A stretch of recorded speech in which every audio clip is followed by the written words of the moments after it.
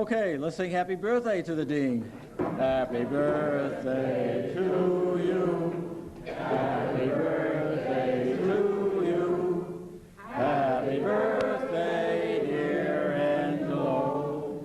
Happy birthday to you.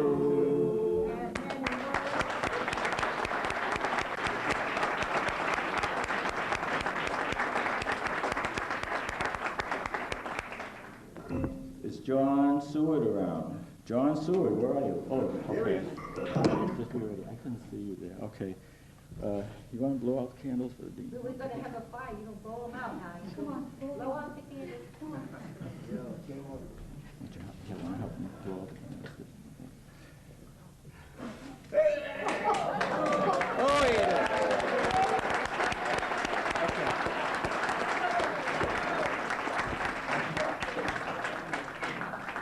For just one moment, we have a birthday wish for the Dean by the head of the student body, the president of the Atelier, John Seward. Good evening, Dean. It's really wonderful to be able to be here and celebrate your 91st birthday with you. We're all really proud of what you've brought, and on behalf of the students, faculty, staff of the BAC, and all of your friends here and supporters of the BAC, I just want to wish you a happy birthday and many more.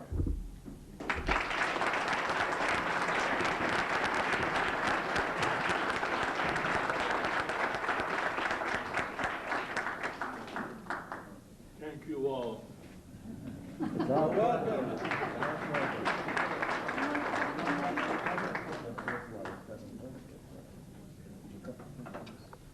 Where's the cup of first?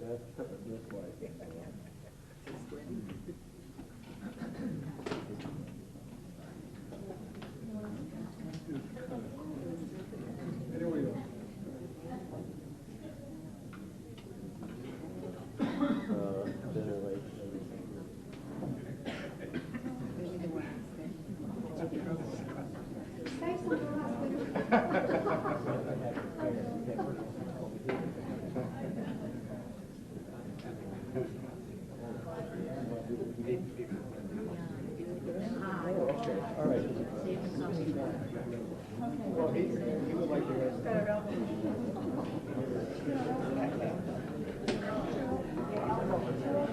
The Dean has decided he would like to have his cake now. Let him have his cake. Yeah, but you'll have to wait until after the lecture to have your share of this fantastic cake here.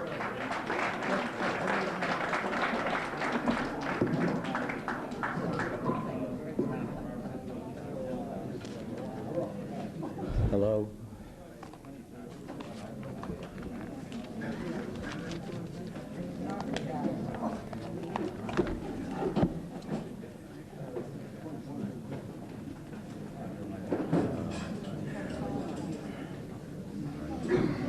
Hello. Hello. Can everybody hear me? No. This one here. Use this one here. I'll use this one. Okay. In the interest of time, I'm going to be very, very, very brief. We're here tonight because we're honoring Dean Cascieri for all that he's done for the many, many years that he's worked here at the center. And this is in return for what he's given to us and the students who have come through here and have become architects who otherwise might not have. We are also here tonight because of the generosity of many, many of you people last year at his birthday contributed for this series. And many of you contributed for next year's. And we thank you for that. And we hope that you will continue to contribute.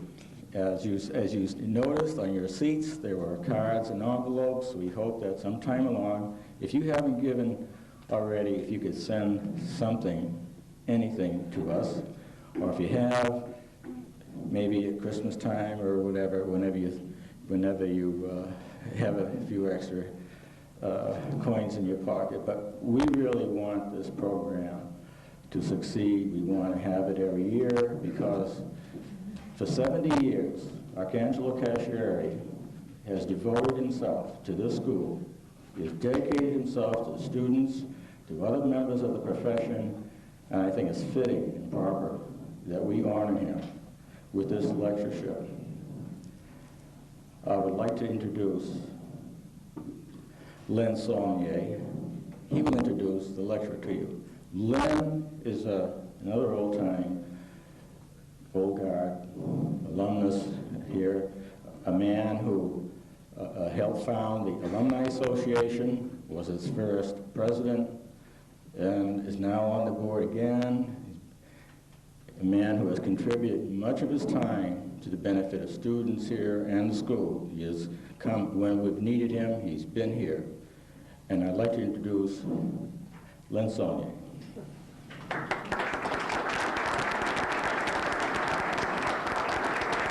Andy, I thank you for those kind words. Andy, by the way, has been working around the clock since November for this evening, and he's done an excellent job. It's beautiful. This gentleman that I'm about to introduce is a very interesting person. He's an old friend. I first met him back in the old days, which was back on Somerset Street. We had a project that was put out as a design competition, and having been involved with the atelier, I guess it was the Mercier at the time, we were asked to volunteer to help with the completion of a exhibition,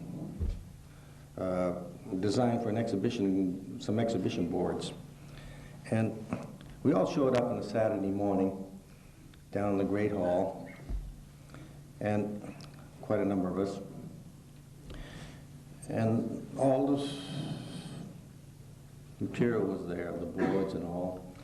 And there were two brothers that were contractors that had constructed these boards, and they were made of 2x4s and homo soap. And they were sort of like Mondrian designs. They were just very, very international style. And we were issued paintbrushes and buckets of paint. So we were there, and there were all sorts of real primary colors. And we looked at this and said, the exhibition in itself, these panels were going to be an exhibition, the way we saw it. And Morse happened to be standing beside me, and he looked at me with a little twinkle in his eye, and he said, "I wonder where they keep the polka dot paint." And as the old Casablanca saying went, you know, that was the beginning of a beautiful friendship. And that was back in the early 50s. Now that's Morse's lighter side, which he has. But he has a very serious side, and you'll see it tonight. He's a very thorough thinking man, and he's very diligent, and he does research like you would never imagine. He just delves in and he finds the answer, and whatever he says, you can count. It's fact. He's been all over. He's gone up and down the coast here. He's gone back into Europe. He's gone back into southern France. And at one point, he said to me, "Len, you know something?" He said, "I was back in Brittany and I went down to the Pyrenees." He said, "We may be cousins," he said to me one time. And we've got a chuckle out of that. But the thing is that he is sort of taken the gem of an idea, like a rough stone, and like a lapidus. Every time you met him, he had another facet. He'd explain it. We'd have lunches, and he'd tell me. This has been going on for quite a number of years. So I'm quite fascinated and excited about this, and I'm certain you'll all really enjoy what he has to say. I'd like to introduce Morse Payne, one wonderful fellow and a very, very good historian. Watch.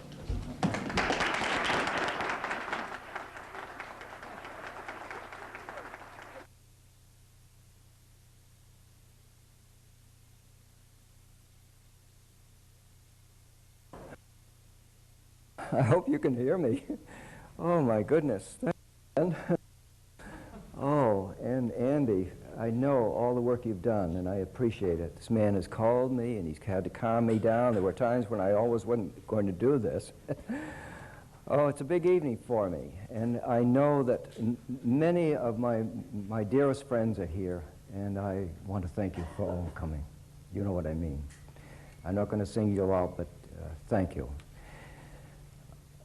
It's something that I'm bringing you as a gift tonight, because I owe something to the center, and I haven't paid it. I don't know why or when it will be paid, but this man and this lady have been, for my wife sitting next to Ida, they were our most immediate neighbors in Lexington, so we know them very intimately.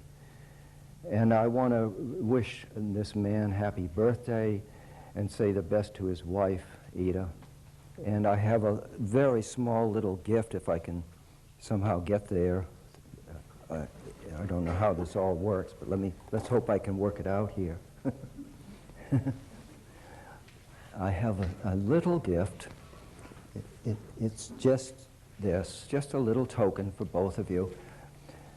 It's for those of you who want. This is the covering announcement for this, and this is one of my sketches. Matter of fact, there are two little sketches. There's one for the lady, one for the man. So happy birthday, and thank you. This evening, as you know, is something pretty special. I don't look on it lightly. I look on it as in the highest respect that it was given. It's a program long overdue, and though I for some reason, am the first holder of this program, I think we have dreams that in the future this could be really something marvelous, that we will hear from many individuals with depth and responsibility in our world of architecture and in our environment. So if I don't fully come through all the way in your dreams of what tonight is, I apologize before the fact. But whatever it is, I can assure you that I've taken a trip, and I want to share it with you. For me, there were things that I uncovered that I had no idea were there. And then this group asked me, I had this all prepared, and then all of a sudden they asked me, could I help people to understand who I am? So this is a little longer than I had wished for in the beginning, but I've prepared a little piece of my personal background, but it may help you to understand who I am and where I've come from. So I'm going to step back in time and take a look at some things that you will not have any idea until I tell you some of these things.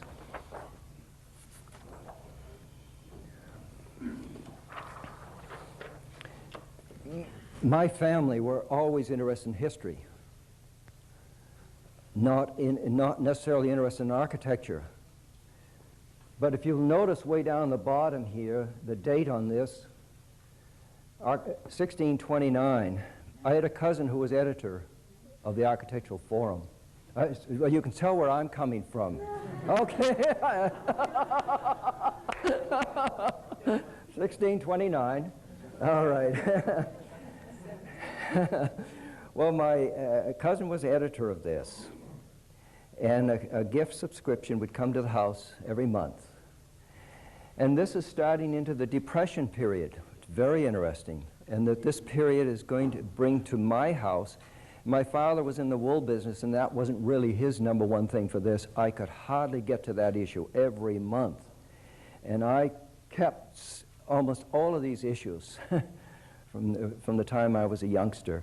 But that was my introduction to architecture, so I really got caught very early.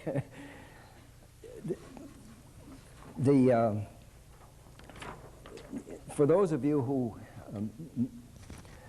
may have been Boy Scouts, and now I understand girls are Boy Scouts now, so I'm confused. But for those of you probably that were Scouts, you can appreciate And you may forget, if you look in the Boy Scout manual today, you'll see that there is what they call American heritage, and then in brackets, that's history. But architecture is there. I'm not going to read all the merit badges, but let me tell you, they have computers, they have drafting, engineering, environmental science, genealogy, landscape architecture, orienteering, which is terrific, and surveying. Now, that's just a handful, but if you peck away at this as a scout, you can pick certain merit badges that you'd go after, of course. Well, some of these meant something to me. If the subject tonight, you would wonder, well, there was no merit badge for what? What did I say? Urban design, did I call this evening? There was no merit badge for that. But I'm going to show you something that really just about turned my life inside out. Let me turn it around. What's wrong here? Why am I having trouble with it? No, it's right. It's all right. This is a Boy Scout camp. And up till then, I guess I had seen architecture as a single building. I'd never really, thought much about a bigger environment that might be bigger. And what this is a beautiful camp on a lake. And it has all of the things that you kind of wish you could have for a camp. I'm sorry this pointer isn't going to work for me, maybe, from here. But let me show you. If that's an entrance road way up there, and if you come in this way, this is an interior wooded type of site. You would come to the dining hall and the administration building and a workshop and other things and consulars' tents. Now these are all tents on platforms. But all of a sudden you begin to realize this is a community, this is a town. And for the first time that really dawned on me. And I saw this, maybe this is, this by the way, for those of you who would be in this, this is the old colony council. And this is Camp Child down in Plymouth, but more correctly in Manomet. And these are camp sites, just for tenting and setting up these little communities for the various groups that would. If this was your community, let's say, there is your town, there is your village. I'd never seen it like that before. I never understood it, and I could never feel it with such intimacy as I did when I saw this. I think you can see the dock, and you can see the boats, and you can see it in this beautiful lake or pond and so forth. It's called Maury's Hole.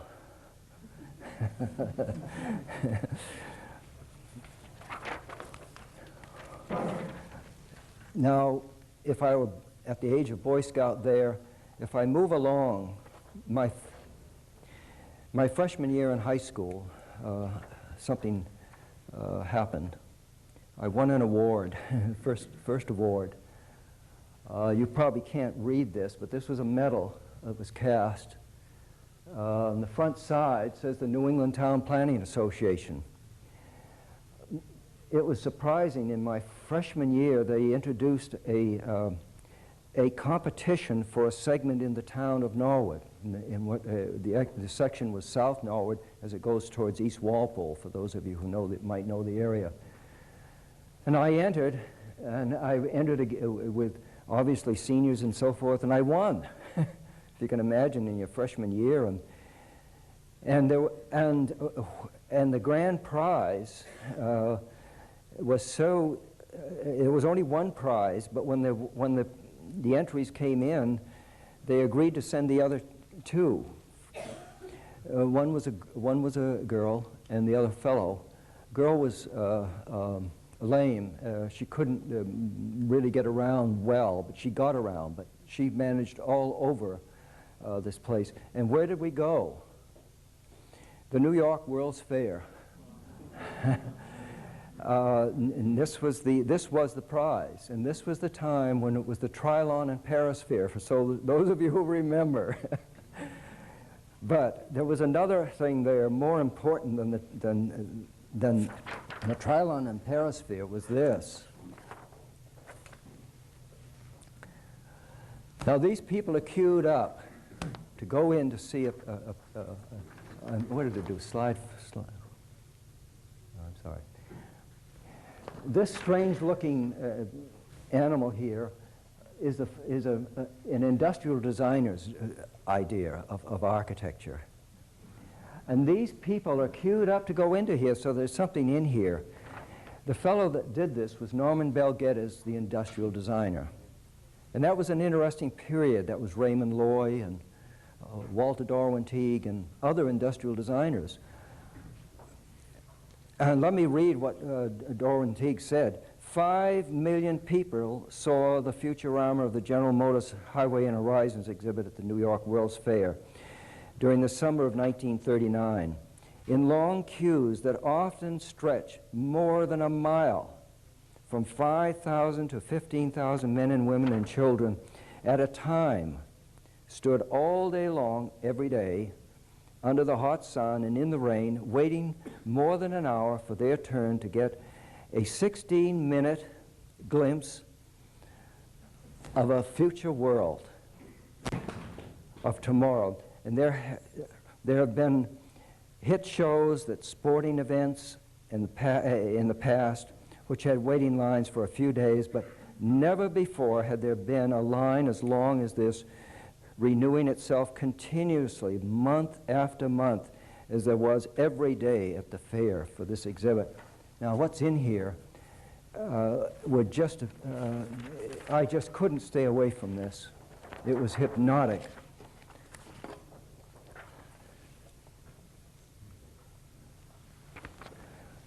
I had never seen anything like this. This is a model. And when you went into this, whatever this building was, they had a convoy belt with seats and a high side so that you had earphones right at your ears, so that the show was yours personally.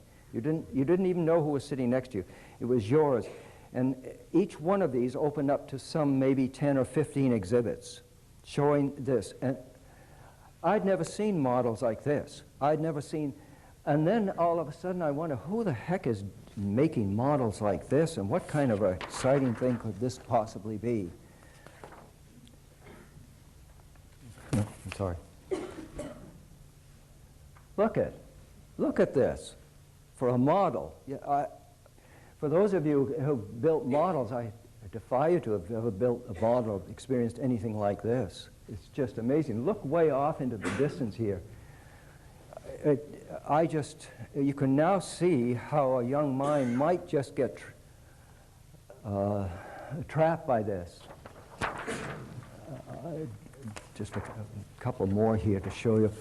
Look at the detail and look at the complexity of it. I never heard an architect's name. It was an industrial designer. I said, well, gee, is that what it's about? Maybe that's what it's about. Industrial design maybe does this. Maybe, I don't know what an architect does. He does buildings. He does single buildings and so forth. Look at this model. Look at I couldn't, just to look back, I could hardly believe the type of thing I really did experience there in 39. And if this didn't really affect my life, and then they didn't let go. Look at wow. Now all of a sudden, and these are industrial designers doing this kind of work, architecture. I really was kind of turned upside down. I didn't know what end was up now. I couldn't for the life of me figure out what's going on here. And this is, and this. Wow, isn't that something? Well,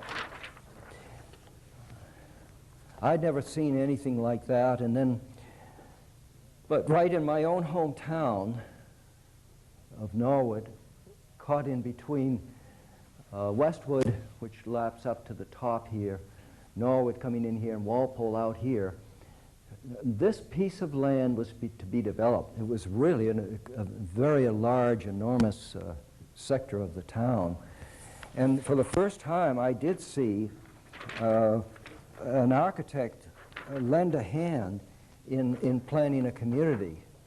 This happened to have been Corslin, Harry Corslin, who helped lay this out. But it was the first time that I had seen so direct an application of planning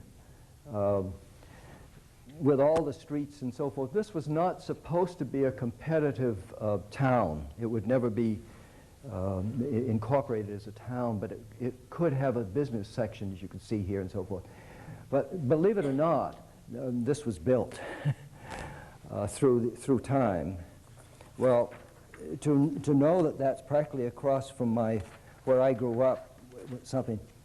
Well, when I came up through and on into high school,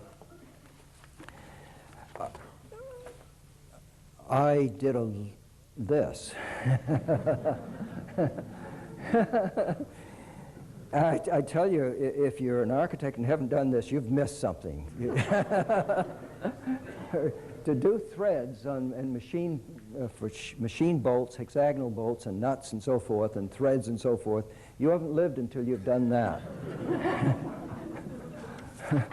And it's good to do a jack. And by the way, I'm not pulling off bad marks, by the way. That last one was 93, so here's a 92, so okay. But the darn guy, though, the instructor, of course, he can't leave it alone. He does peck away, and if you notice, he's left little marks and impressions all over this drawing. But that didn't help. That didn't hurt. Now we're coming nearer to World War II. It's just the embryo beginning, and I'm still in high school. And all of a sudden, one of the largest plants in the town was one of the largest tanneries in this country, Winslow Brothers and Smith Company.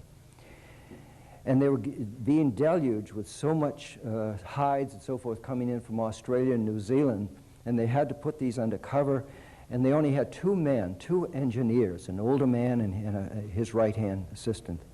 And all of a sudden a call came up to the high school, could you help us with a man? I got that job. And was that terrific? Obviously, you wonder, how would I explain what is terrific? This is it.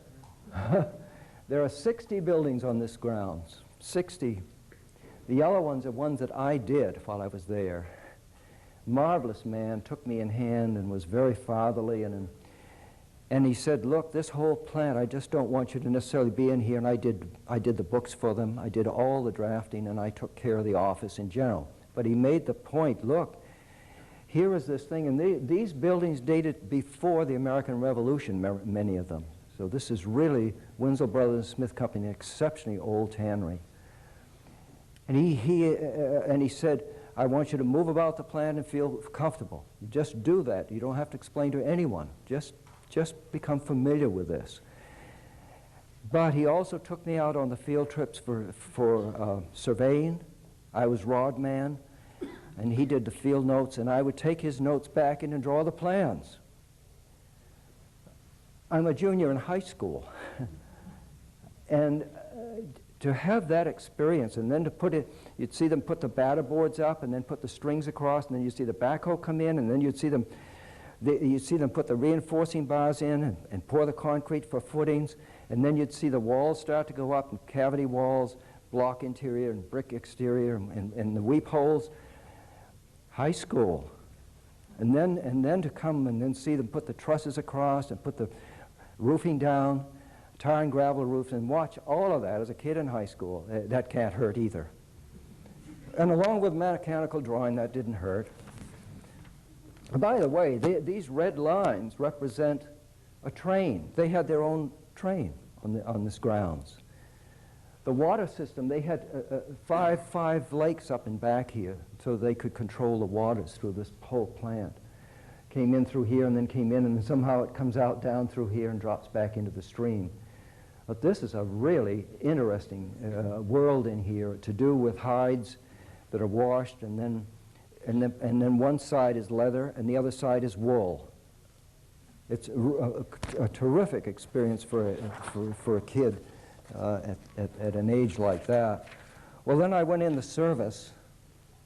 I won't tell you about that. But when I came out, I was full of enthusiasm to get to what I knew I wanted was architecture, and I knew that somehow I didn't think I was strong enough to really put my hand in for Harvard and MIT. But I knew of another school that I really wanted to go to, was Rhode Island School of Design. I knew they had industrial design, but I knew they also had architecture, so that I didn't really wonder what might happen, but if I could get. But the day I went down, it was in an enormous gymnasium. It was a sea of men, as far as you could see, taking this exam, and I didn't show up. And that was really pretty traumatic in my life, to see that I couldn't figure out quite what to do. And I went to Pratt Institute, and the same thing happened. So now I was really demoralized. And then I came back, and I had a friend that had gone to MIT. He had been in I.M. Pay's class, so he was probably 10 years older than I. And he was already working in an office in my hometown. He said, "Why don't you come in?" And I said, "You mean come in and work?" He said, "Yeah." So I came in on the GI Bill of Rights and for schooling, and I started as an office boy. And that's another good place to start, by the way, if you want to learn this profession. It doesn't hurt. And so I started as an office boy, but I already knew what I wanted, and within a year I was out of that and on into a very interesting firm in Bosnia. It's one that only some few would recognize, William Reisman Associates. They were doing some of the most interesting design work, though. And then to couple that with this institution, what could be better? Day work and night schooling, and you get that rhythm, and finally that is your life. And you have to have a strong wife to understand what that means. And she did that, and she stayed with me, and it was a really marvelous way to get schooling. It's difficult, but I tell you, I think in many ways I was ahead of many people that got more formal schooling. Because in the office, somehow you could really be there and take command. So coming to the center, this is a sketch I did. I have this up, not for the old timers that remember this, but for those of you who don't remember and will never see this. This is the old Boston Architectural Center on Somerset Street. And of course, if you look closely enough, you'll see that door. And the door is downstairs. And this is the other sketch I made of that at the time. Just caught just in time. So this school has meant a lot to me. And the environment, just again for those of you who may not remember and for those of you who will never know, this is the type of environment it was. And we came out of the service, and those men that just came, and we couldn't get enough. And what we had was the best instruction. It was from the master studios, like at Harvard and MIT. It was the best. Yes, that first term was terrible. Believe it or not, they still have the same program as the Beaux-Arts Institute, which was the regular program, the format for architectural education. I mean, MIT had it and Harvard had it, but they'd moved away, and the center was still behind. And all of a sudden, Angelo took the time to go over with George McClellan and so forth, and went to Harvard, and Harvard, I guess Grope was there and ascended to sending the masters over, and then they got down, and then he went down to MIT, and he saw William Worcester, and Worcester said, "Well, what are you doing?" And the program was described, and he said, no, I won't send any of the students over under the program. And then all of a sudden, Angelo had to say, "Well, whoa, wait a minute, now what do you mean?" And he said, "Well, I expect you to come up. And then they sat down with him and tried to figure out what did that mean, come up. And believe it or not, before that, we were doing analytiques and other types of things from another day, another age, which is what I was so impatient with. I just knew that wasn't the architecture I was expecting at all. And here it was fostered onto me. But believe it or not, in the second semester, it just went. It just went away. And it was the gift that this man gave us, to have enough strength to understand changing this institution and updating it. And now the format in general to that idea is still with us. And for me to have a man like you, younger ones won't recognize the name, but others who are in here would recognize the name of Ralph Rapson. To have him as an instructor was really, really a gem. And I can't tell you all the other instructors, but this school was really a powerhouse in many ways. And we used to do design competition between MIT and Harvard. By golly, this institution could take Harvard and MIT in those problems. So it's really remarkable. And it was done out of a strange environment like this. Well, I had the good fortune somehow to have entered again another competition. And it was the first time this program had ever been given at the center. And I must put up my hand in commendation to the Boston Society of Architects for launching a terrific program, which still is here at this institution. It's known as the Boston Society of Architects Traveling Scholarship. I was the first recipient of that, and I was so innocent. I really didn't know what was up ahead. I had no idea that I would see something like this. I just, from a little bumpkin out here in Norwood, and all of a sudden here I am down in a place like this. If that wasn't a revelation to me, and then I realized why architects have always said the importance of travel and to understand a bigger world. And until you see an environment like this, you really don't know. And when you do, a lot of things click into place. And when you see that masters through time can help us graphically to see this environment, and to know that that's almost exactly the way it is even till today. Yes, and maybe if you catch it in the wrong season, it'll be filled with water and you'll have boards all over here, but that's part of the excitement of it. And to know that I could travel on this scholarship and go to environments like this, it would make you wonder why Angelo came here from Chiaquata. And all of a sudden, these little hill towns are hypnotic. And to all of us who are Western designers, we can't seem to get enough to understand what that basic drive is, what that energy is that comes up through. And when you're there, you know it. You know something's happening to you. And you as a designer wonder, can you bring that out in your own work? Is there something there that somehow could be a part of your life? Just so that you see what I am talking about, I don't want you to miss this, because these are little hill towns, and they're on hills, and they are deliberately on hills to save the land, save the valley, save the farmland. It's the most natural thing. And then all of a sudden you come back here and you see what we did with our land and how we did zoning, and then how we allow for ticky-tacky boxes to run up and down every street. And somehow you go here and you see the magic of what you wish it could be somehow, and it never will. But if that doesn't tug at your soul and you don't forget it once you've seen this, and I'm not alone. I mean, those of you who know what I'm talking about and have had a chance to travel under circumstances similar would know that if you go into these environments, look at this jewel here. I can't even name the one it is, but,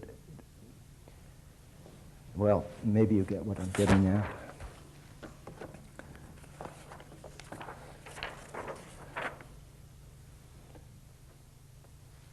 And why don't I close that with this one? But there's a chaotic kind of world here. There doesn't seem to be any super order to it at all. But if that's what it takes, maybe that's something worth trying to figure out. How can we find that order, disorder somehow?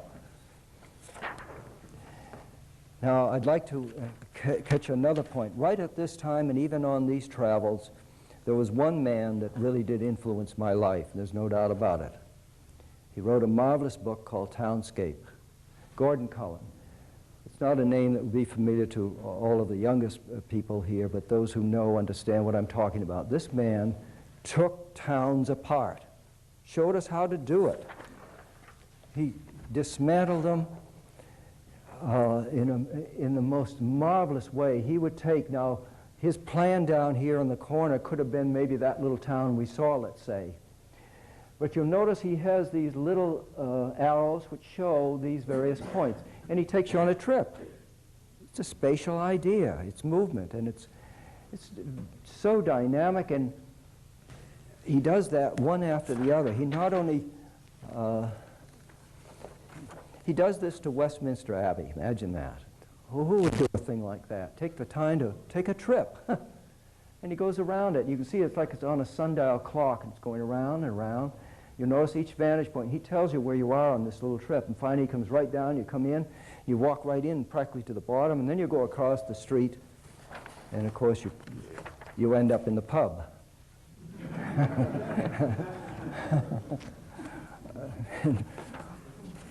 And then he could take you up above, and of course this man at his best when he can dissect a town. And one of the things that happened in England was there was a terrific problem with these beautiful villages and the car. And the car was trying to get into these villages, and finally there was no heart to the community. So the idea was to figure out what to do with these darn cars. And then also to be concerned about wires and electricity and all kinds of problems that really damage this kind of special intimacy to a town like this. He'll go above, and look at this marvelous drawing here, in which he shows looking down into a street scene, and then he has vignettes tucked away, just laying over this, for this whole experience. You see, again, he's using these little arrows and numbers that sequence in with his trip about. One of the greatest pleasures was to be on a national AIA design review board, the ones who give the awards program for design. And it was my pleasure to be able to introduce his name and see it go all the way to the top and let him receive one of the, I guess it would be like the equal of the gold medal of the AIA. So and look at this little trip he takes on. It doesn't have to be a city, by the way. It could be just as simple as a little pub just tucked away, and the spatial idea beyond and so forth, and the intimacy of that trip. And by the way, maybe I forgot to tell you, he can draw. He has such an unusual style. It's certainly all his, but you can't help but understand what he's up to. And for those of you who've worked in pen and ink, this is a master.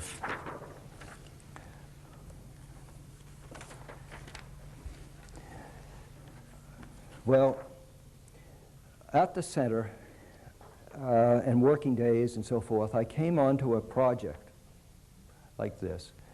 And Bob Sturgis and others here that would just remember this. This is what was known as the Boston Center Project. It's right across the street here. It's where the Prudential Center is. But this was done by a New York group, and they didn't get it's just like the problem for our Boston Garden politically, getting the right taxation and getting the right numbers and so forth, and finally this died. But to be a part of this, a team doing such an urban project, and I like to think I did contribute to this project. And if you don't know where you are, way up here is the center. But this was a vision that we had at the time, and whether it would have ended up just like this, I don't know, but what we got was Prudential Center, which has nothing to do with this project at all. But maybe sometime Bob Sturgis could help us to understand what all that was about. Then on that project, that was an interesting team made up of architects like Carl Koch and Hugh Stubbins, and Tack was there with Gropius and Norm Fletcher, and an old friend of the center, which only a few of you would know, and only those who probably went to Harvard will recognize the name of Walter Bogner was one of those. So it was made up of that team who put that project together. And so I got to know all of them. I worked with Stubbins, and I worked with Koch and so forth, and I worked with Gropius and so forth. And then when it was all over, there was no place to go. I mean, I knew I was going to have to start walking the street and figuring out for a job, and I already knew what office I wanted to go to. And I walked right down around the corner to it, over in Harvard Square. I went to the Architects Collaborative. And they had a glass panel, and there was a little speaking tube, and it was at lunchtime. The secretary came, and I told her who I was, and I said, yeah, I thought maybe I might be able to find a job here or something. And she said, well, they're all out to lunch, and I'll leave the message. So I went out, went home, and I didn't, and just kind of mopey, you know, I didn't think anything about it. And I walked in the door, and my wife says, Dr. Gropius called and asked whether you might come to work. The thing that was neat about that, I didn't even have an interview. And the first project that I did of this magnitude, yes, I've done single buildings, but I want to say right now that out of some 33 years with that firm, the biggest percentage of the work I did was in urban design. I think those, and many of here in this room would attest to that, that have known me. This one happens to be a university in, of all places, of Baghdad. It's on the Tigris River, running around here. The very center, you drive in through the very formal entry drives and so forth that circulate all the way around, and in the center is the heart of the campus for the academic side. There's the humanities on one side and the engineering on the other. And then all of the dorms going out through the hinterland here. And then there was a women's dorm, women's section up here. There was a mosque, obviously the phys ed plants and the maintenance buildings, and then the faculty and so forth all out here. This rather unusual configuration was generated by antique dikes that were on the land. So if you wonder why there would be kind of these interesting differences, they're generated through these dikes were something like 9 feet high on the land, and they were a form to be considered. Or you could have denied them and just bulldozed them down, and then you'd be left with something that you'd have to dredge out of your soul. But that was a gift, that the dikes were there, and they helped to make this, I think, a better project for it. It started at 12,000 student, and even while we worked on it, it went and doubled to something like 24,000 students. A very nice woman with our group, Peggy Eskridge, did this marvelous sketch view. And this tower, which was really surprisingly high for us, this is the one that was used to bring in the planes that flew in to hit the atomic bomb plant, which was just down on the Tigris River here, and they used that tower to sight on. And people from our group were there, and those planes flew as low as that tower, if you can imagine. So they're looking up, and here are these planes whizzing by, and they were on a real mission. Oh, well, that's architecture. Another project I worked on was in Berlin. It's Gropius, Germany had never known quite how to turn to Grope after the war. They wanted to, but they didn't have what they thought was the right project. And finally, this project emerged. It was called Buchau-Rudau, which was just the abutting neighborhoods of this. This piece here is what they call a U-Bahn line. It's our rapid transit line that's going through. And this abuts directly to the eastern sector. So the whole walling system is right at the edge of this community. But this whole community was done and built And it went through these various stages of models and all sorts of things. And it really is a revelation when somehow some of these urban projects really do come to finished result. This project today is known as Gropiusstadt.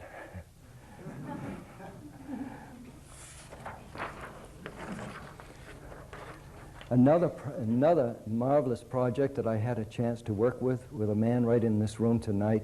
Howard Elkus and I worked on this project out in California. It's part of Redwood City.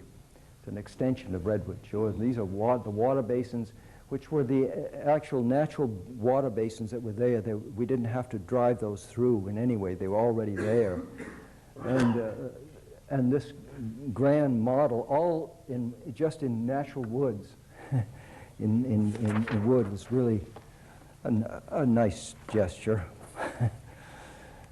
Right here, more locally, a project I worked on was down in a town which has one of the masters at work in Northeastern. But this is a project that we did, and again, one of my friends here, Greg Down, worked with me on this. And this was for the Friends. And they intellectually had an ideal dream of what a community should be. It was really one of those remarkable groups that could come and really bring their heart to you and tell you what they wanted. And if you see all the discipline of these lines, that was because they even wanted to use solar collectors. So all of these have a fair average shake at the south exposure without being automated. And this was built, which is really amazing. I say that because many times for all of us in architecture and so forth, we work on projects that never reach. Here was another interesting one that was done out in Cleveland, Ohio. Interesting mix of low, medium-rise and high-rise units. Not built, but yet might be built. This is a colossal project. This is known as Jubail, and this is in Saudi Arabia. This probably, I don't remember the population, but let me take a wild guess that this could be up to maybe 200,000 population, let's say. But regardless of that, I worked again with a man here tonight, Perry Neubauer, and this was truly a major city, and this is one of those cities that was actually where the Iraqis sent those Scud missiles into this city known as Jubail. But the thing I'd like to point out is that we built this model, and you'd say, how could they do it? And now it's reminiscent, now that I showed you that earlier work that industrial design is good. Ah, but architects now, Perry knows that. And some of these are. They were not done just that way. Just one last look. This is just another area. This is the centroid point of it where the sort of the whole community had to come together for its governmental side of it.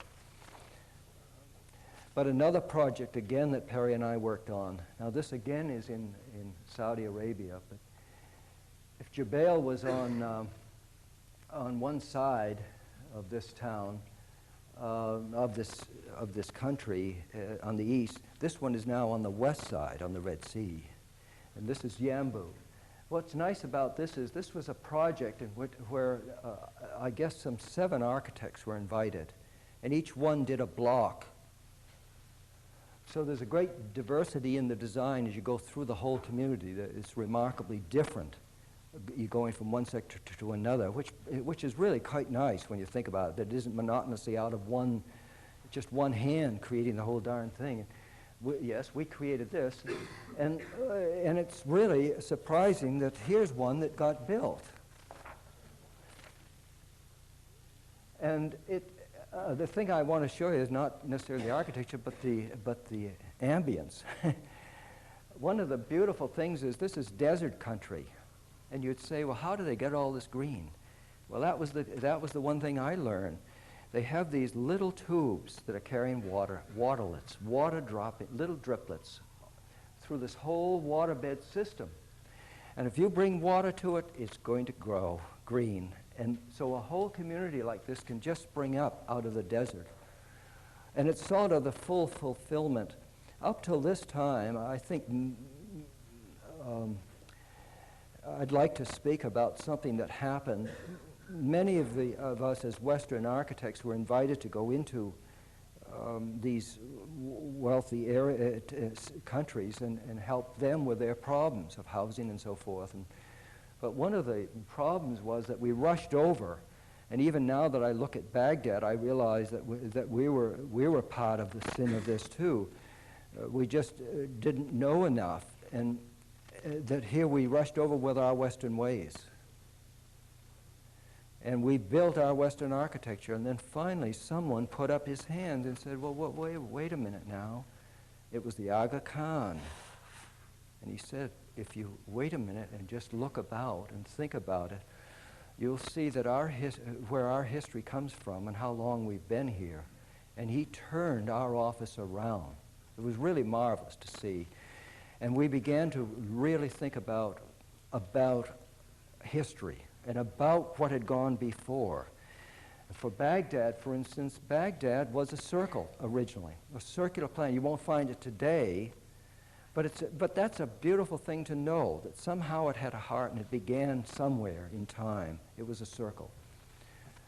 I'll show you one more, because I don't like to leave this project without at least letting you share in this just magical way you can have. Now you'll notice that these are becoming much more buildings that would be very familiar to the Arab mind, where we understand more about how the individual house works, how the women's activity goes in the house and the men's activity. And then we begin to learn how they enclose a wall, how they enclose a building, and not just make a generous Western way of just thinking everything will be out in the open and exposed. Well, I'll end with just these two. The top one is the one I've just been talking about, but below is still, let me turn around. The one below is still another type of project. This one is a project which is a straight lineal street in Baghdad center, known as Khalifa Street. It's probably, I can't remember now exactly, but it might be 3 miles long, let's say.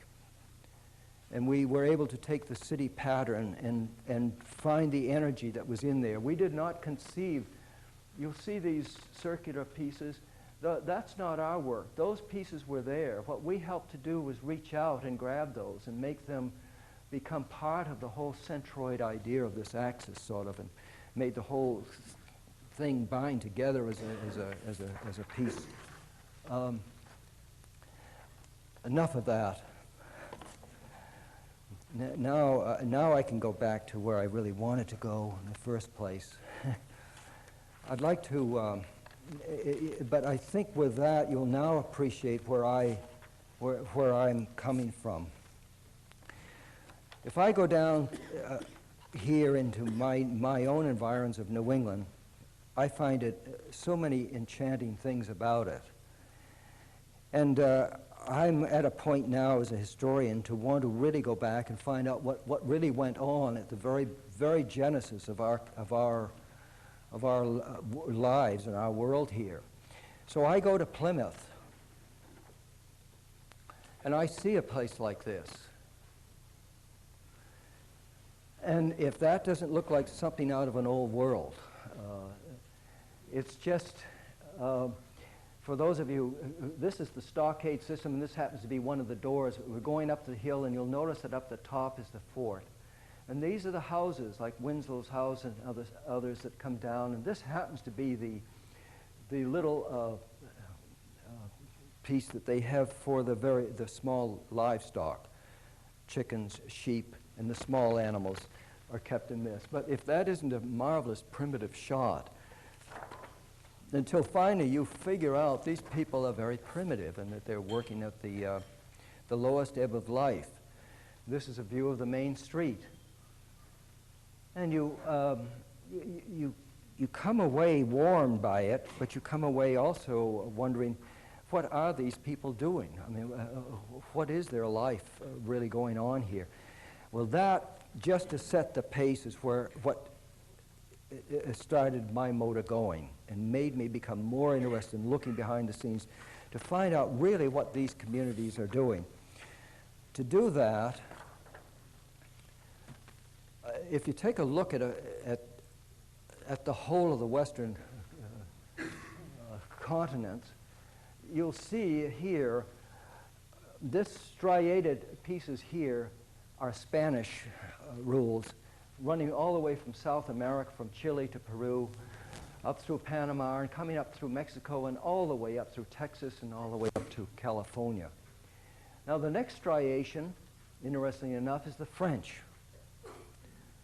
And you'll notice, if you compare it, even compared against the Spanish, the French are doing pretty good in terms of land grab. And their land grab is a land grab to do with setting up working posts, trading posts throughout. And they came all the way down through the St. Lawrence River into the Great Lakes and came all the way down to the Gulf of Mexico. And they pushed way into the interior of Canada until obviously this was French. Well, what interests me is the last piece of this, of course, is that black group there. There are the settlements of the English. The English are the later comers. They're the last. The Dutch are here.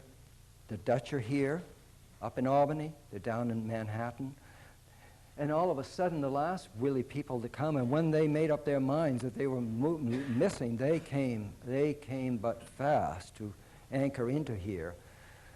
And then all of a sudden, there were all kinds of things going on. And these communities were having to be conceived.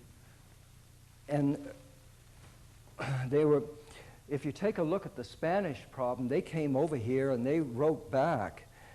Here they were obviously taking all of this loot and so forth back into Spain from here, but they were now having to set down new towns, creating new towns. And they wrote back and said, well, we don't know how to do a town. How do you do a town? And the Spanish all of a sudden went back in time to try to figure out, well, what do you do? And then all of a sudden, who did they find? Or that it was all coming, this whole idea came out of the Mediterranean basin. I didn't know it, that to solve New England's problem, you would go all the way back here to this point. From Athens and Rome, but all of these are the furthest west in Europe, England, France, and Spain, and they're all wrapped together right here. But these are the forces that came to these shores. But now they're asking, well, how do you do it? And so the Italians all of a sudden found this man. Now, when I came here to the center, I told you when we started, we were into work that came directly out of the root of Vitruvius. And if we weren't impatient with that, to imagine looking back and that kind of history, that was really the dogs for us. We couldn't figure out, why would you sit and look at this guy? Yet he gave us the 10 books of architecture. And he dissected the Greek orders for us. And he gives us and lets us know all of the various names and parts of the various things that even are in our language today. Architraves and frieze, and all of these words came from the Greek orders. But he helped to, at least for the first time, try to give order to these. And we'd never really had that before this. He broke down the orders and gave us the Ionic and the Doric and the Corinthian columns, and then he helped to explain how these Greeks, and if they can't embarrass us as we stand in the 20th century to understand this civilization, how it could have possibly known the things they did, that they can put a piece like the Parthenon together and have a unitized system like this in which you figure instantaneously, oh yeah, all the columns are there and they're all in their place and they're all going right down, marching all right. No, they're not. They have the most marvelous magical placing. They're not constant. They're in variety. If you follow along with me, taking these, you'll notice this one might be in the center, this one's off, and this one's way off in the corner on the square grid. Well, that'll be the same as you go on up through the whole of this. It was absolutely a fantastic understanding of the visual orders and perception about how to see. I don't understand it, but here it is, and you just have to stand in awe to think that this group could. And Vitruvius, if you just look at the contents of his work, these are the various books. I don't mean to go into all of them, but the one that we want to go into, these are all of the books throughout the whole of this. And that isn't my intent to go into all of those, except that he writes completely on this. Under chapter 4 of and this is in the first chapter, the first book rather, the site of a city. He goes in and tells you how to do a city. Up till then, I don't know that anyone had taken the time to try to catalog it to figure out how to do a city. And he put all of those in. Talks of course, these are fortified towns, and he talks about the variations in heat and cooling and so forth. And I won't try to go into all of this, but here's a man who stepped up and tried for the first time to record that. And he showed for the first time illustrations of how all of this could be an integral system within the whole of it, not just buildings. Now we're beginning to step back into the whole and the centroid idea of the whole life in the Greek of Greek civilization. And when you and I finally see what he's up to, we appreciate it as designers, even today. Vitruvius town plan. I don't need to go into it. I can't probably explain it any better than you can for the minute, but except I know they're very concerned about winds, and I know they're concerned about sun, and aren't we all? They're concerned about that moldering water, which induces all kinds of monsters as far as they were concerned. But they were convinced that almost all of our problems come from that water that's stagnating, and we know much of it, the problems do come from that. But they knew that, and they knew that winds, and they knew how to bring winds through and in through a city and through the city street system. Now, what I started, though, was that the Spanish want help. So they found Vitruvius, but they reworked Vitruvius completely. The royal ordinances concerning the laying out of new towns, and this was done in Madrid. The king, and these are the ordinance for discoveries of new settlements. And page after page after page goes into very complete detail of how to do complete towns. It was to me, I never knew that such a thing existed, and that the orders that they had, they went right down and defined it so logically that it could look like this. The super order of it. The first that we have on the, particularly in our northern hemisphere, was St. Augustine in Florida. But this could be the general generating force behind the decision-making for a town like St. Augustine. And most of the planning that went on by the Spanish had this super discipline. And if you go into the south, and for those of you who know what I'm talking about, you would see this kind of planted into the general ancient towns that exist.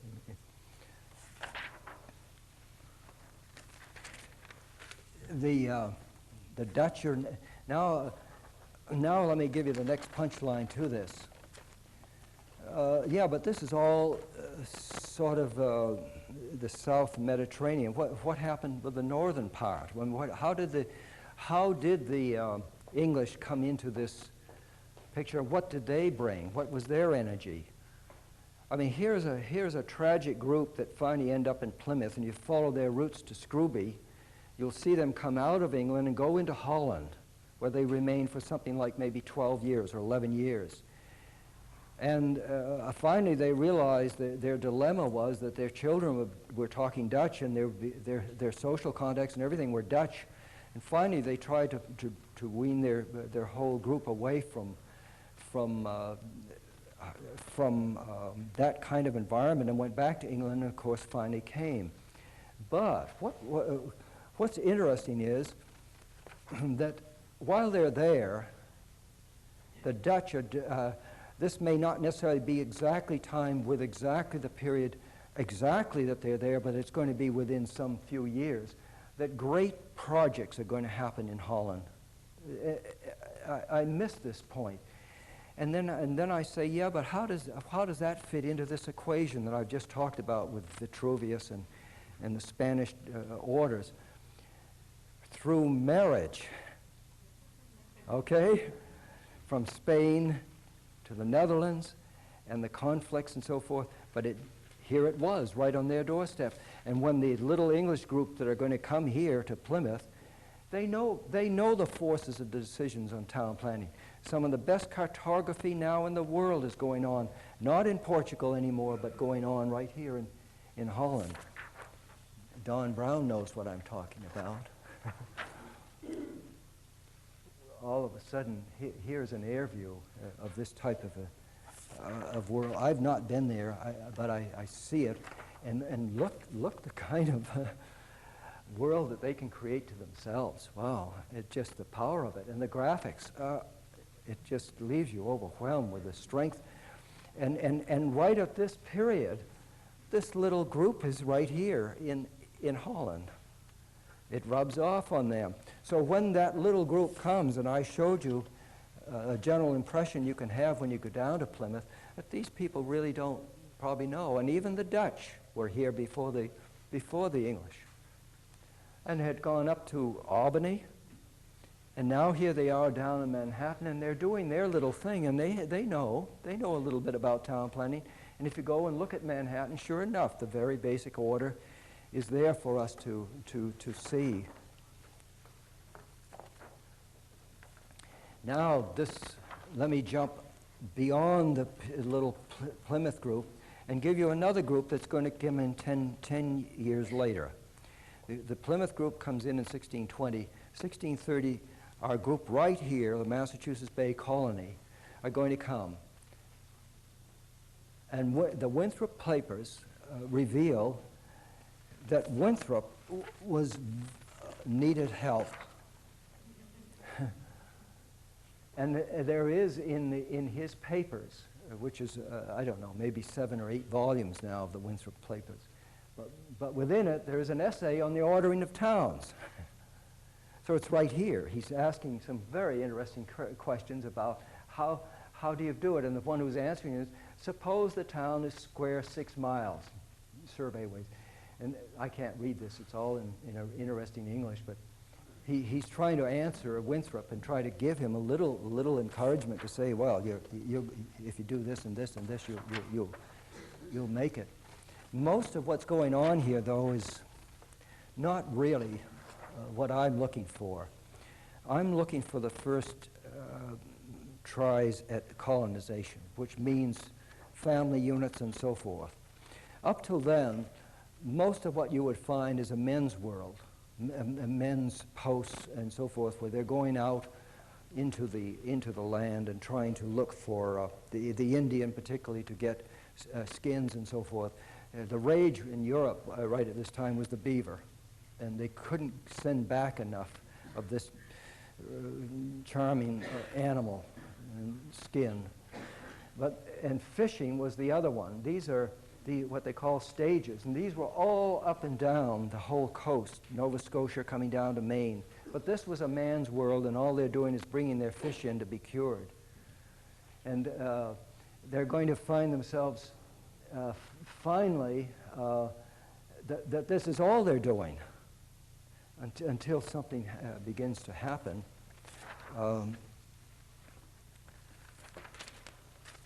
Now I want to take you on an examination of some communities.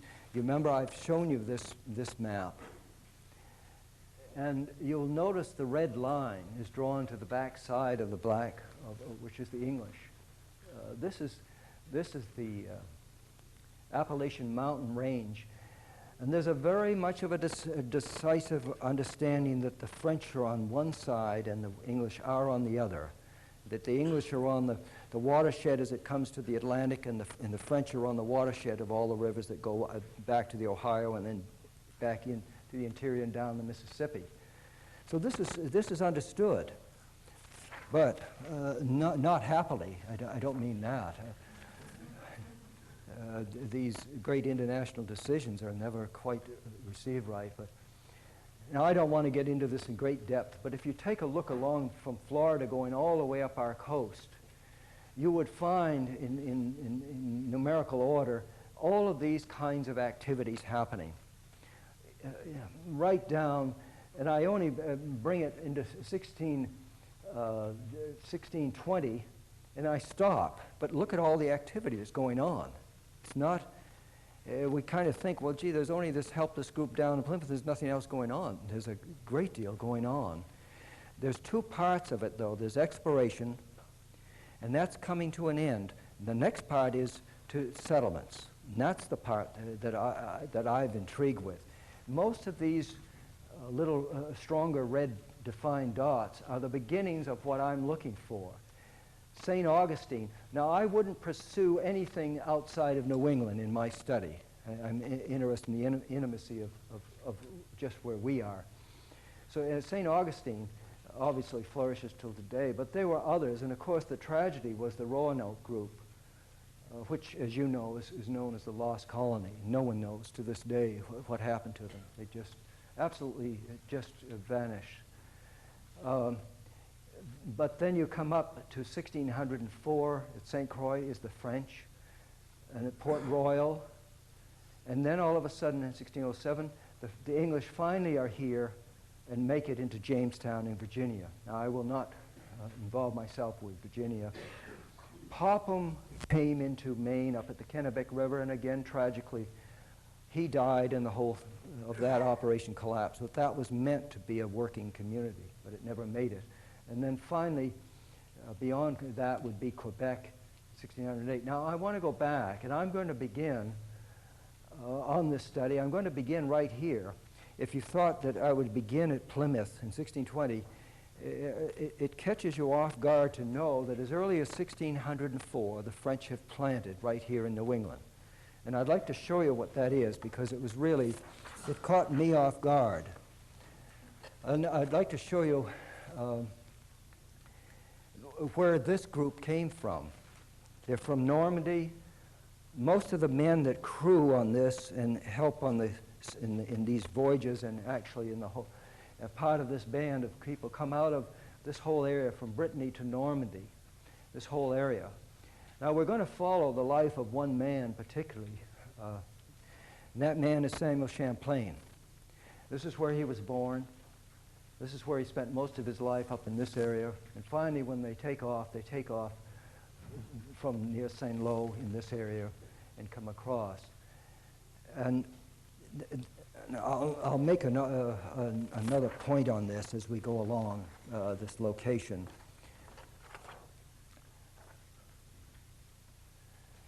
Just to look back into France and see where they came from, just as a reminder, this could be a really handsome kind of look at French architecture. That roof form, you would all agree that that's the one place you will see that, particularly that high-standing roof and so forth. And the downtown urban area, very tight, very urban, very... And this group are going to leave here. And look at the master that really shows us what it was about, is our friend from Gloucester, Sam Chamberlain, the grand craftsman, the man that we know even under this roof. He had been here, but he could draw like probably no one in this room can really do. And look at what he can tell us about what French architecture is about. That's where this group are coming from. Another beautiful drawing by him.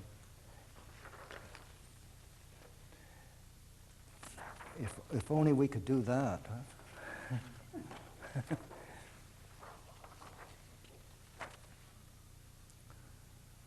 Well, this could be any ship. It happens to be Mayflower too, but I just want to use it for a minute to just explain something. These people are coming from Holland, from the St. Lo area along that coastline I showed you. But I wanted to make one point. I'd never seen it before in all the work that I was involved with, but on this ship, they prefabbed the buildings. They brought them with them. At least 3 major buildings were on board this.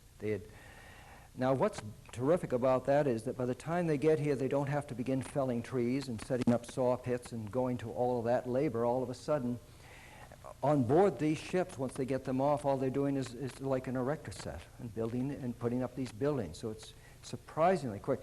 I'd never seen that before or heard that, but I use that ship just as symbolically to help explain that for a minute.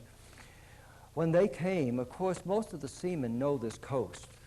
Most of the captains of these ships know where they are, and if they're coming down the coast of Nova Scotia here, they know this.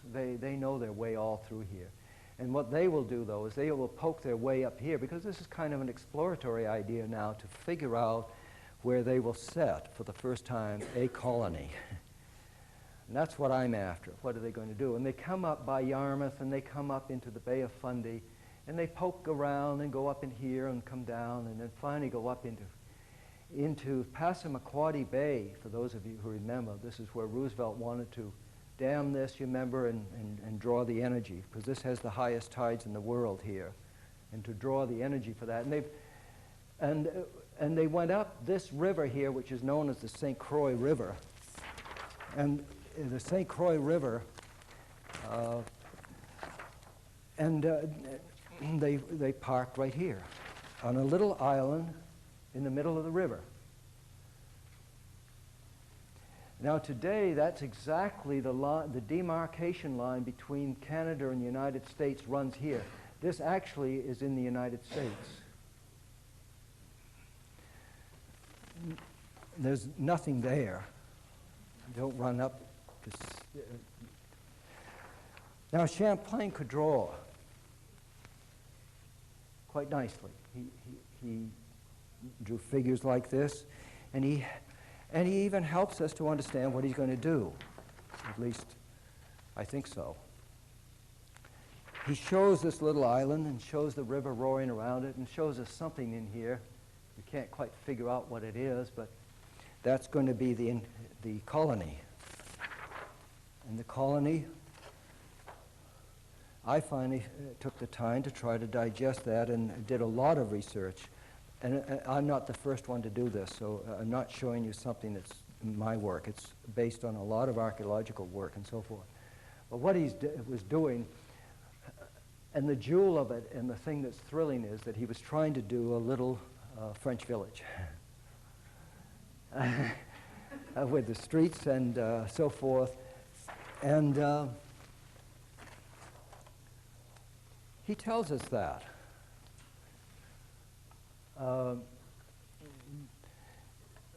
If you look, this is the way it should be, I'm sorry. He gives us this beautiful drawing. There's your French village, just what I showed you. Now he's going to bring these houses, and they're all done. Everything's almost ideal going on here. I said, why didn't anyone ever tell me that? I mean, it's a beautiful story. And what a jewel-like kind of little center he has, and these little off streets and so forth. He puts the bake shop off to the side here. St. Demont's is really the one who's in charge of this whole operation. Champlain, I think, is in second in command. But these are the top dogs right here in these 3 buildings. They do build this, and we'll see that. Archaeological digs have proved that there is that one element. What it is a system like this. Beautiful little village. And you will never see it other than just through what he has given us here. But I took the time to just be patient with it and peck away and try to understand it the best I could. It wasn't hard to do. There was quite a deliberate system to it. It might have even been on squares and had a certain length and a width and so forth. But this is all that we know, these black lines of the archaeological digs which prove that one building. But he gives us enough in that one sketch I showed you to know how these other buildings, because you can feel the scale exactly from this fundamental first building. And you can look above and you can see in general this general scale and harmony of this as an island with water rushing on both sides. And just to complete that and to prove that if you don't get it, we're back in France, and this is really what he's doing. And you know very well now you're back in France, and he really did win. The only difference might be that it might be in wood, but it's still the same venture.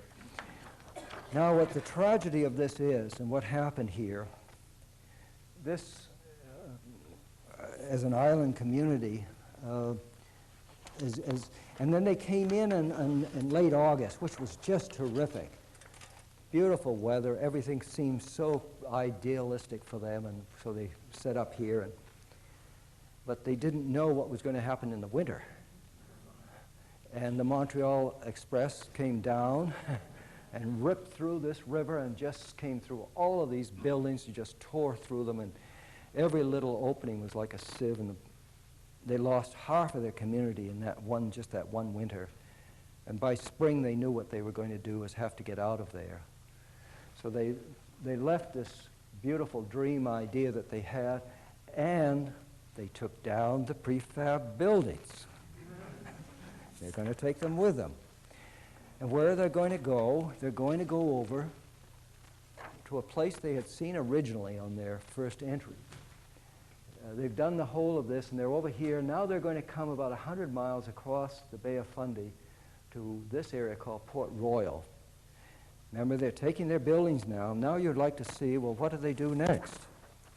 And Champlain is the director of this. Yes, they go up into the bay and go up a little bit further. They didn't come and remain right at the mouth. They went up here and actually came right up onto the side up in here. And then the beauty of this is Champlain comes forward and he tells us what he's going to do, shows us. Here they are. Now you can all of a sudden remember now what he did back at St. Croix. You can see the blush of these buildings beginning to show up. Yeah, and it's a primitive drawing for us. I mean, he doesn't yet understand perspective necessarily and so forth, but the story is there. And so I was comforted in this, and all I wanted to know was if I could come close to what the images he had. And this is really what it's about. Now, this happens to be a replica. They have enough knowledge and archaeological information on this that they could really recreate this one. They couldn't do the same in St. Croix. An American woman summered up in here, and she became really enamored with this project and invested great monies into research of every sort until finally they could recreate this. And this, as I say, exists, and it's something that I would welcome any of you to just, if you're up there, to go out of your way to see this. It's, to our eyes, seems obviously of a primitive nature. And now, though, you can see you never see the little French village. Something happened. It seemed to go away. Maybe he knows now what he's going to have to really do is tighten the design, and here we go now with a man's kind of environment now, and all the buildings are going to come together, and no more is that wind going to come in and get them. And the little port Cascieri here coming through this little entrance here with a control point right in this building, then on to the St. Demot's building and so forth, and then the other buildings that they prefabbed that could come along, they brought. I won't really go into this design. I'll just place this on here, but you can see that this is the general makeup of how these buildings were. The archaeological digs confirm so much of this that it's not really without some reality to it, and it's not my work. I'm just traipsing along behind others that have been there. The elevations are kind of startlingly interesting, as a matter of fact, and they just are bare and brute, but they're kind of fun. Like this is the entrance passage that I showed you. You could go directly into the manager's office right there, but I've been here. I know this, and it's kind of. Then when you know more about the whole now, I didn't know all this. I didn't know about St. Croix. Now to put it all together and knit it together, you appreciate more what this really was all about. Well, now we can go back and let's take another look at Plymouth. Because I'm restless to figure out what the heck these people are doing. I know now that they could possibly have some better insight about how to do things than I had given them the credit to do, but I still don't know. They start way up in Nottingham, in this area of Scrooby, and they worked their way out of Boston and so forth, and worked their way into Leiden and so forth, and probably leaving from Delft and so forth, and worked their way back into England, where they get the Mayflower, and they start off, and then you know the tragedy of it. The other ship fails, and they have to come back to port, and then put out again, and then it fails again, and then they go back. Each time they go back to a different port, and they finally leave from Plymouth. But that's the general gist of this group, which are really for the first time going to come to this shores with hardly any knowledge about what they're doing. They come down into Plymouth. First, they were first at Provincetown, and at Provincetown they waited some 2 weeks to put together another ship that's on board. It's a smaller ship. You remember when I showed the larger ship at the side was a smaller ship in the water? That's a tender. It's called a shallop. But that's a prefab, and they have that on the deck of the ship. And when they come to port, to Provincetown, they have to put that together. They have to caulk it and weather-tight it, watertight it, and so forth. It takes them 2 weeks or more, and they're going frantic, but they're taking these little junkets around. They're going to Truro and so forth, and they're dropping down to Eastham. Finally, what they really have to do, and what they're struggling, because November is in and snow is dropping, they have to hurry along. And the point is that they have to find a place to put the Mayflower, a harbor. I happen to know enough about the Cape to know they're not going to find a harbor. Yes, maybe you would have said, well, what's wrong with Barnstable? But when they came by the opening to Barnstable, they were snow blinded. And they never did see that. And then, of course, Sandwich has nothing to offer, and they won't find anything until they get to this. And this was a real find. And they found it just maybe in time. When they came in, they went up here to Clark's Island, and then overnight, and when they came across here, though, they were able to look at everything. Their eyes are flickering around, and what they see is some cleared Indian land, and that was always a favorite for them. If they could find that, that means they didn't have to spend their time laboring for clearing the land. So they found it, and they found it on the shores right down here, in this point here. And that's where Plymouth is, as we know it. By the way, what really kind of hurt me was to know that this beautiful story about Plymouth really gets lost today. If you go down to Plymouth, and all of you have been there, and you all of a sudden know you want to go down to Plymouth Rock, and you look at Plymouth Rock, but you can't continuously look at Plymouth Rock. And then you think, well, maybe, and there's no guide. There's nobody with a cap, or there's no map. And you look across, and you see this beautiful green mound, and you say, well, maybe it's supposed to go up there. You see a statue. Oh, yeah, and you learn when you get up there, that's Samoset, and then you learn a few more things. No map, no guide. Oh, yeah, maybe that's where you go over there and you learn everything in the Wax Museum. Well, I tell you, I just get so demoralized to know that finally the punchline is now I'm supposed to go down the road 2 miles and see Plymouth Plantation. Now, let me tell you, though, I don't want to deny the beauty of Plymouth Plantation. It is marvelous. They've been a serious students of history and archaeology, and it can move you. There's no doubt about it. And it really has a marvelous kind of patina that has set in, and it's magic. But that one part is to know that something aching inside to know, but it didn't happen here. It happened somewhere back there. That's what I'm interested in, not letting that get away from me. So I took the time to try to figure that out. And it's beautiful. Now, this is the first time we'll really see the beginnings of a planning strategy. Now, these are the people I told you, and these people don't know anything. This is the jewel. If you want to see planning at its best, this line, if I turn this, you would see what I'm getting at. That's north. Here's the compass. They're on magnetic north, where the line is it goes right through Plymouth Center. So, of course, they make an X, and we're east and west. It's that simple. But what a beautiful, simplistic idea. And that's one of the marvels of the first embryonic spark of a decision about planning, is a simple idea like that. And here you see it in all its great glory. Of course, I have the stockade system and the fort up on the hill. And this is where the line is today. The original line was more like what you see at this point. So when you're there, you'll find the Mayflower Park way out here, and Plymouth Rock in here, and so forth. But it was much simpler than that. They moved the Mayflower in. They couldn't obviously bring it to shore. They have to remain out, so they're scuttling back and forth.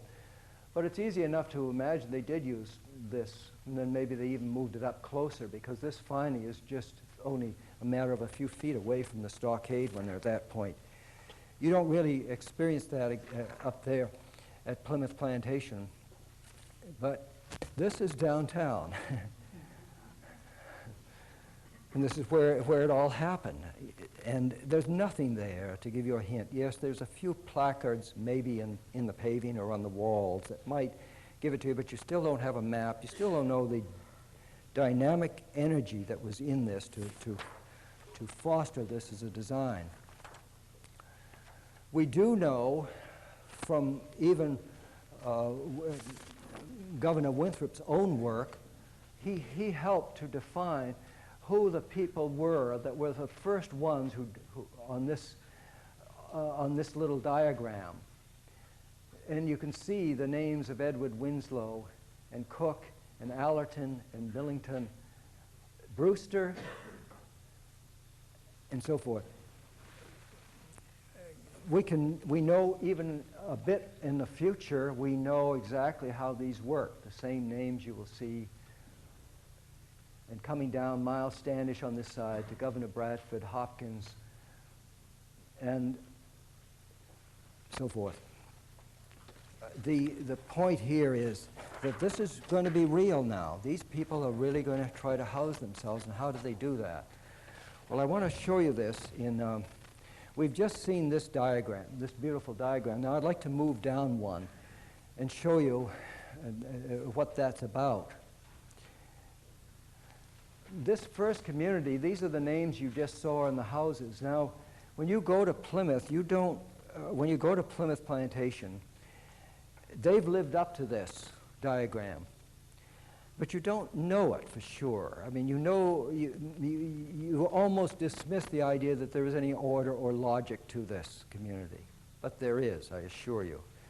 They've laid it out, and now the key to understanding it, though, is to take a look. I've taken arbitrarily Miles Standish lot here, but I could have taken any one of them, because usually they're all about the same. Most households have 6 people in them. And most of these, that's men, women, and children. If a single man comes, he has to put up with one of the families. So when you look at this, the key to it is, though, what they have for land. Every member of the family will get a lot, a garden plot, 8'6" wide by 49'6" long, which for all intents and purposes call that 50 feet. And if you put the 6 of these together, you'll come up to 61 feet. So let's call it, 51. Call it 50-foot square. Now for the first time, I'm beginning to understand more about Plymouth. All of them are going to be laid out pretty much based on that, a 50-foot square for a whole family. And they're going to try to subsist off that. Yes, they have the outer lands for their cattle and so forth, and they can raise certain stock. But now this is 1621, and this will go on up to the year 1627. Now they have an obligation to pay back the original people that invested in this colony. By now they've had more people come on board, and they just extend the stockade and continue it on out and expand it to the year 1627. After that, something else happens. But up till now, this is pretty much what you see when you go to Plymouth, not Plymouth Town, but Plymouth Plantation. This is the sketch I showed you earlier. Now you're beginning to come back and understand this a little bit better. You now see there's the order, and this is the cross street, and here's the governor's house. And there's Governor Winslow, and there's the fort, and here's Brewster's house. And when Governor Bradford lost his wife in Provincetown, she drowned. He, again, was a single man. He had to put up with Brewster family, but lived here until he remarried a woman that came in on one of the... they didn't have many ships, matter of fact, but the next ship, he married again. And as governor, he's positioned there. Well, this is the ideal of what this is about, of course, at its best. We can see here now the fort. We can see the ramparts of the stockade around. And you can see the neat idea of this decision. They can see the big percentage of the outer part of this using this type of stockade form. Here's the dock, and you can see how easy it was from the shallop to at least bring supplies in. And these 3 buildings here are supply houses. And the rest are all the regular family units in the project. Now you can come back and begin to have a little bit more appreciation of this sketch that I showed you earlier. The stockade explains itself. So the main street is out here, and this is the other street coming right by here where we're taking this sketch. Now, if we were to take as this is, they've taken this photograph of Plymouth in the very embryonic moments when they had just conceived this. And one of our own members, as a matter of fact, past president of our Boston Architectural Center, Charles Strickland, was the first one to cast his hand into the design of this project. And I'm surprised how well they did. But one thing was amiss. If you look at all of these houses in this earlier photograph, you'll see that they have stone chimneys. But that wasn't so. They really couldn't produce the lime. They couldn't really take the time to lay up that thing. What they brought with them is what they knew. What they knew was a technique called wattle and daub. The wattle is where you take branchings and bring them, weave them together like a basket weave and form the chimneys. What I give high marks to this group at Plymouth Plantation to have the guts to take down those chimneys and do it right. All of those were removed, and they did put in the stucco chimney as seen in this sketch. That's the type that we're talking about. Now, this is a direct house out of England. It's called, doesn't look great, but it's called the Great Hall in England. It's the central point where all life generates. And the fire is in the middle of the floor, and the fire goes up and goes out through the center. In this case, they've moved the fireplace off to the side. But within this is the whole of the kind of house they're going to build. It comes directly out of England. It is not unusual at all. And they'll use plank boards or clapboards. Those are the very favorite types of things. Obviously not much different than what you see right here, and you knew it all the time. It's just one room, one door, and they've taken a wall here for the fireplace. They have a loft above. This section shows that, the loft, a ladder going up. That's basically all there is to this, but that's where the generating force of the life of this community will go on, and in general, that type of house held pretty constant throughout much of the beginnings of these colonial groupings. This house is derived from a point of reality in England. This type of frame is known probably to most of us as architects, but this type of frame comes out of what they call the West Country. That's the Lancashire, Yorkshire, or Warwickshire, or Dorset area. It's a very familiar frame to any of us in this room. It's like post and beam with the studs in between. The studs are really studs in this case. I mean, beefy types of things. But a frame that most all of us here in this room would recognize.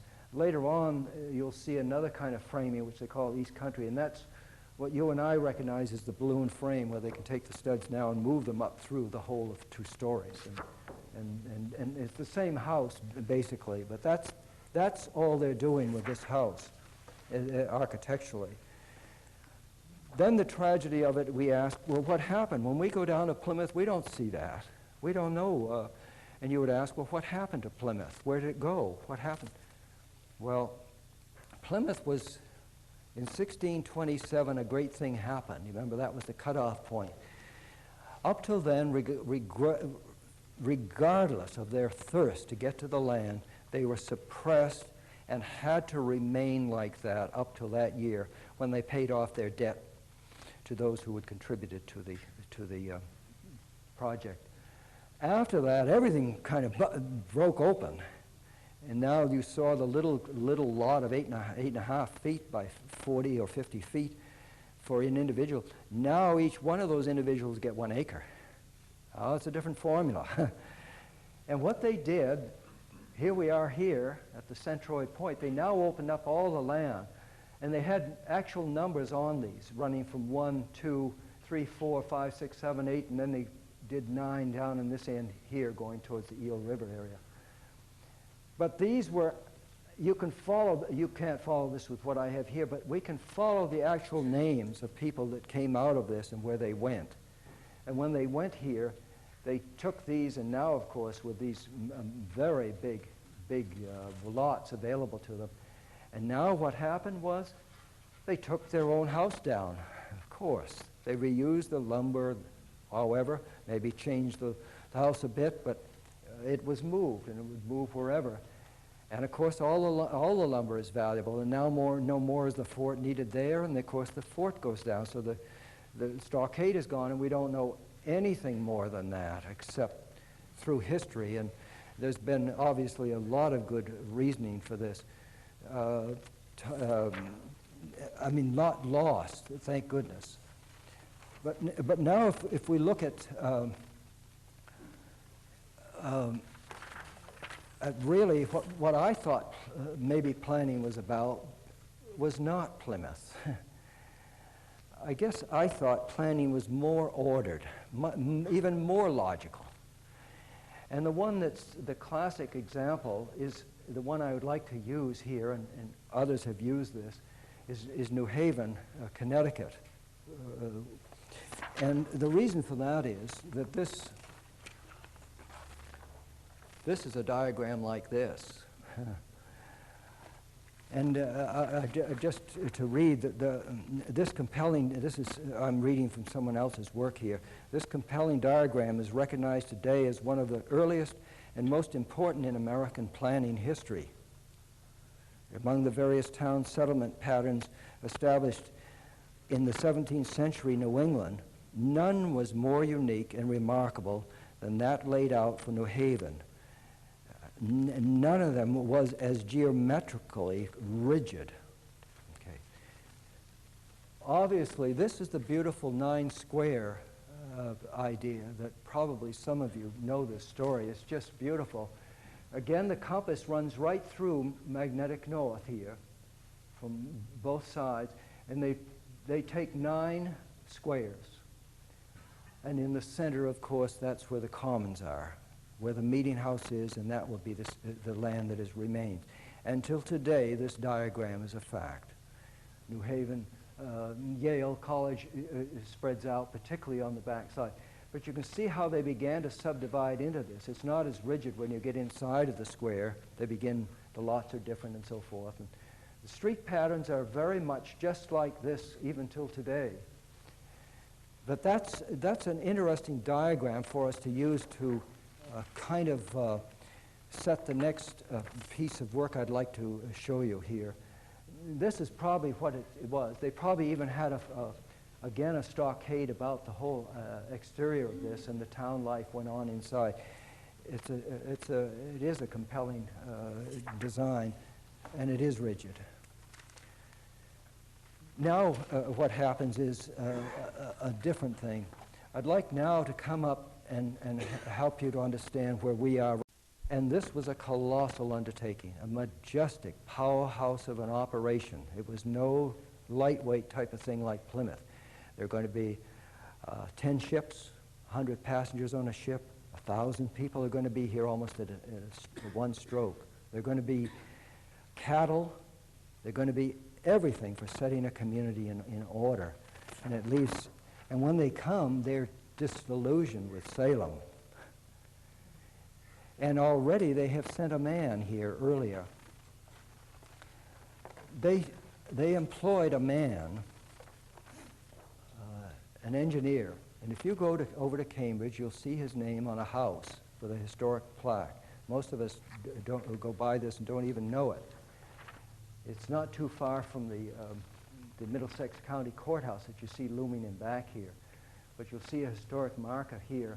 Thomas Graves' house, the site of the first house built in Cambridge. Thomas Graves, surveyor of Charlestown, was given land and a house for his work. Well, Thomas Graves wrote his own contract for his employment. But if you would be patient enough to hear me, because this is kind of interesting. He says, I, Thomas Graves, by my profession, skillful and experienced in the discovery and the finding out of iron mines, and also of lead, copper, and minerals and salt production. Also, fortifications of all sorts, according to the nature of the place, in surveying of buildings and of lands, and in measuring of land, and in describing a country by map. Everything this man has. Within, I think, 8 days from the time they signed the contract with the king, this man was employed. That's how important he was. They needed this type of talent, or they couldn't. And he sailed in the year before the Mass Bay Colony. They sent him on beforehand with a whole contingent to build for them and have the community ready to receive all of these passengers that are coming. Graves arrived at Salem in June of 1629. Mass Bay Colony was 1630.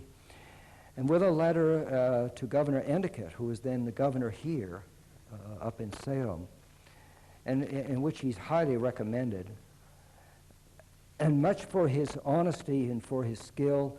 And he had been a traveler in diverse foreign parts and to gain his experience. So he's been throughout Europe, we can assume. He's really seen the world. We pray you take his advice. Touching the premises you intend to sit down in to fortify and build a town, that it may be qualified for good air, water, and be made fit to resist an enemy. And then when Graves comes and he says this, and I put the but in, we found the colony in a sad and unexpected condition, above 80 of them being dead. That's at Salem. So he's already offering a thought that maybe this is not the community. And Endicott agrees. Endicott agrees and said, why don't you take a look somewhere else and see if there's something else that might be available. They walked from Salem down through, and Melrose and so forth, where they first could ford the river, the Mystic River, and they came down from Salem, where the red dot is. They came down and they came over, forded across here, and then came down and they came into what we know is today as Charlestown. And surprisingly, there are a number of men that are already in here from a previous work that had been at Wessagusset, and many of these men remain, including William Blackstone of Boston, David Thompson of Thompson's Island, Thomas Walford in Charlestown, Maverick of Maverick Station was in Nodel's Island, which is South Boston. So these people are all around, but he comes in and he sees the spot that Graves, I'm talking about, comes in and sees for himself this place. But he also remembers that his great friend or great leader of this project back in England had been elected governor. So Endicott will be denied governorship finally when Winthrop arrives. But as most of you know, Governor Winthrop gave a sermon on board the ship, a layman's sermon. And he called it a model of Christian charity. And these are words that I hadn't seen this because there are only a few that people have clipped off for us to read. But he said, "Thus stands the case between God and us. We are entered into a covenant with him for his work. We have taken out a commission. The Lord hath given us leave to draw our own articles," and they did. "Beloved, there is now set before us life and good, death and evil, and we must consider that we shall be as a city upon a hill, for the eyes of all the people are upon us." And that's a more complete quote for you. That normally you don't hear all of that, but the words are just thrilling to read. And this man Graves is not here for this sermon, but you can be sure that Graves heard words similar to that. Whatever it is you're sent out there to do, you should do a great piece of work because everyone's watching you as a designer. And so what I want to show you is what this man did. And I couldn't believe it. It was so thrilling. Yeah, this is a regular map of Boston Harbor of an early enough date so we don't get affected by today's outline. But here's Boston with the neck. But here's Charlestown, and this is where he will finally come as he's coming down by the Mystic and then coming down to this point here. And why did he select that? Well, there's a little bump. There's a little rise. It really isn't significant. But when there's nothing else and nothing quite like it, you'll take it. And he made magic of it. Just to help you, Charlestown, in its origins, looks and its outline is like this. Yes, we know of Bunker Hill and Breed's Hill, and this is actually what we call Bunker's Hill, but it's obviously Breed's Hill, but this is where the great battles took place. But we're way ahead of that. This is the little hill he found. And he builds this great city on the hill. And we know a great deal about this town. I'm not trying to claim any of this. This research went on because tragically, when the British came in and they set up this frantic system of breaking down the troops that are coming from Lexington and trying to come by and try to reclaim this area. The British now have sent their ships out, and they're going to bombard, particularly the neck that you saw that comes down. Maybe you didn't get the gist of that, but the neck I'm talking about is way up here on the top. The word neck. They're going to set their ships out here in the water, all along through here, but they're going to predominantly shell this area so that no one can come across here. Yes, and what's going to happen is they're going to do more than that. They're going to actually disintegrate in this whole town. Whatever that was that Thomas Graves did is lost. But the point I'm making is they were then, afterwards, each family was permitted to come back and try to account for his holdings before this all occurred. So these are later subdivisions that we do know quite accurately show how this town's subdivisions occurred, right up to the windmill area and then coming up from down below. Well, that looks pretty mechanistic, but the thing that's neat about it, from that you can finally know everything about this town practically. They received here at the docks down here, and this is in the flat area, and the governor's house and the tavern and so forth were all located in here, and the whole marketplace was here. But just off to the corner here, as you come up through City Hall Square and where the City Hall is, you'll notice that there's a very interesting road that starts up and it comes up at an angle. Now we're going up. I use the word up because it's up. And it's beautiful. It rises gently up and turns. What a magical idea in planning, to go up and turn. And then all of a sudden you come to the top and it opens up. And this is another world. It's like the great ideal they like in department stores is two magnets. I mean, here he's got a magnet down here where a lot of the governance and so forth, the people will meet, and yet they have a lot of the other town activity, including the windmill and the fort, and their meeting house is up here. And when they get to the top, they straighten out the street and run straight on magnetic north. Okay. We know all the names, we know who's who, we know where they were, how their lots work, and their actual subdivisions are known. There was a very interesting notation here. Let me bring this on. This is the ideal dream that Graves is after. It's simple. It is a jewel. It is a gem, and it's right in our midst. And even till today, physically, we can all see this. It's that simple an idea. I don't have to go into it because I think all of you understand.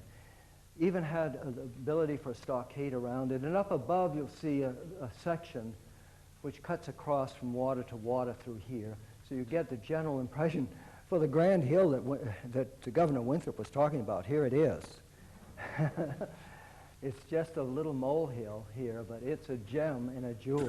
And I think if you found in architectural schools a project that came out of this vernacular somehow, this spirit of this, you'd probably have to pay attention because it has so many of those things right. It is not, again, another project like what we saw at New Haven. Really quite a masterful piece of work going on here. And he calls himself an engineer. I give him credit. I think he's a good architect. And a writer of Charlestown history, James Honeywell, he gives a nice little piece of work under an area, a section he calls Country Town Life, in which he talks about this. And the peninsula is full of Indians.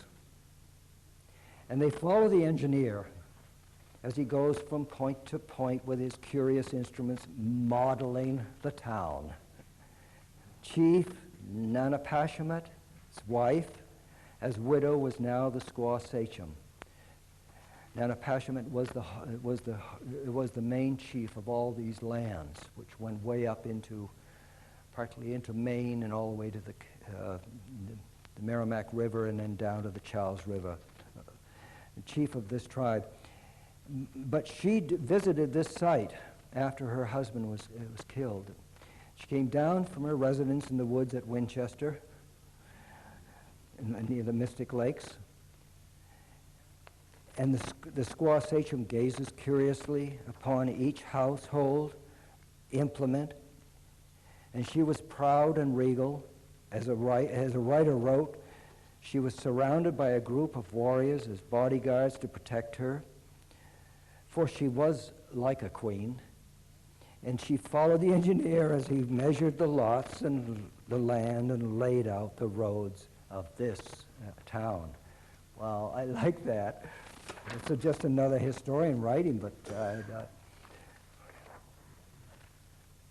well, now all of us as architects, all of us have to design into the future. We all have to figure out something for a client that wants something from us, and he wants to know what it is we're trying to do. But now, if you understand, we also may have to look back. Remember, the Aga Khan said that. He said, look. If you stop and look, you will look and you will see. And what he sees is exactly, probably, what this, now we know enough about what they're building. Plymouth gives us a key to that. So I don't have much work to try to come up with this. I didn't have to work hard, and you can either believe me or not believe me. But it's probably a pretty good case in point about what probably happened on this beautiful street that goes up to their windmill.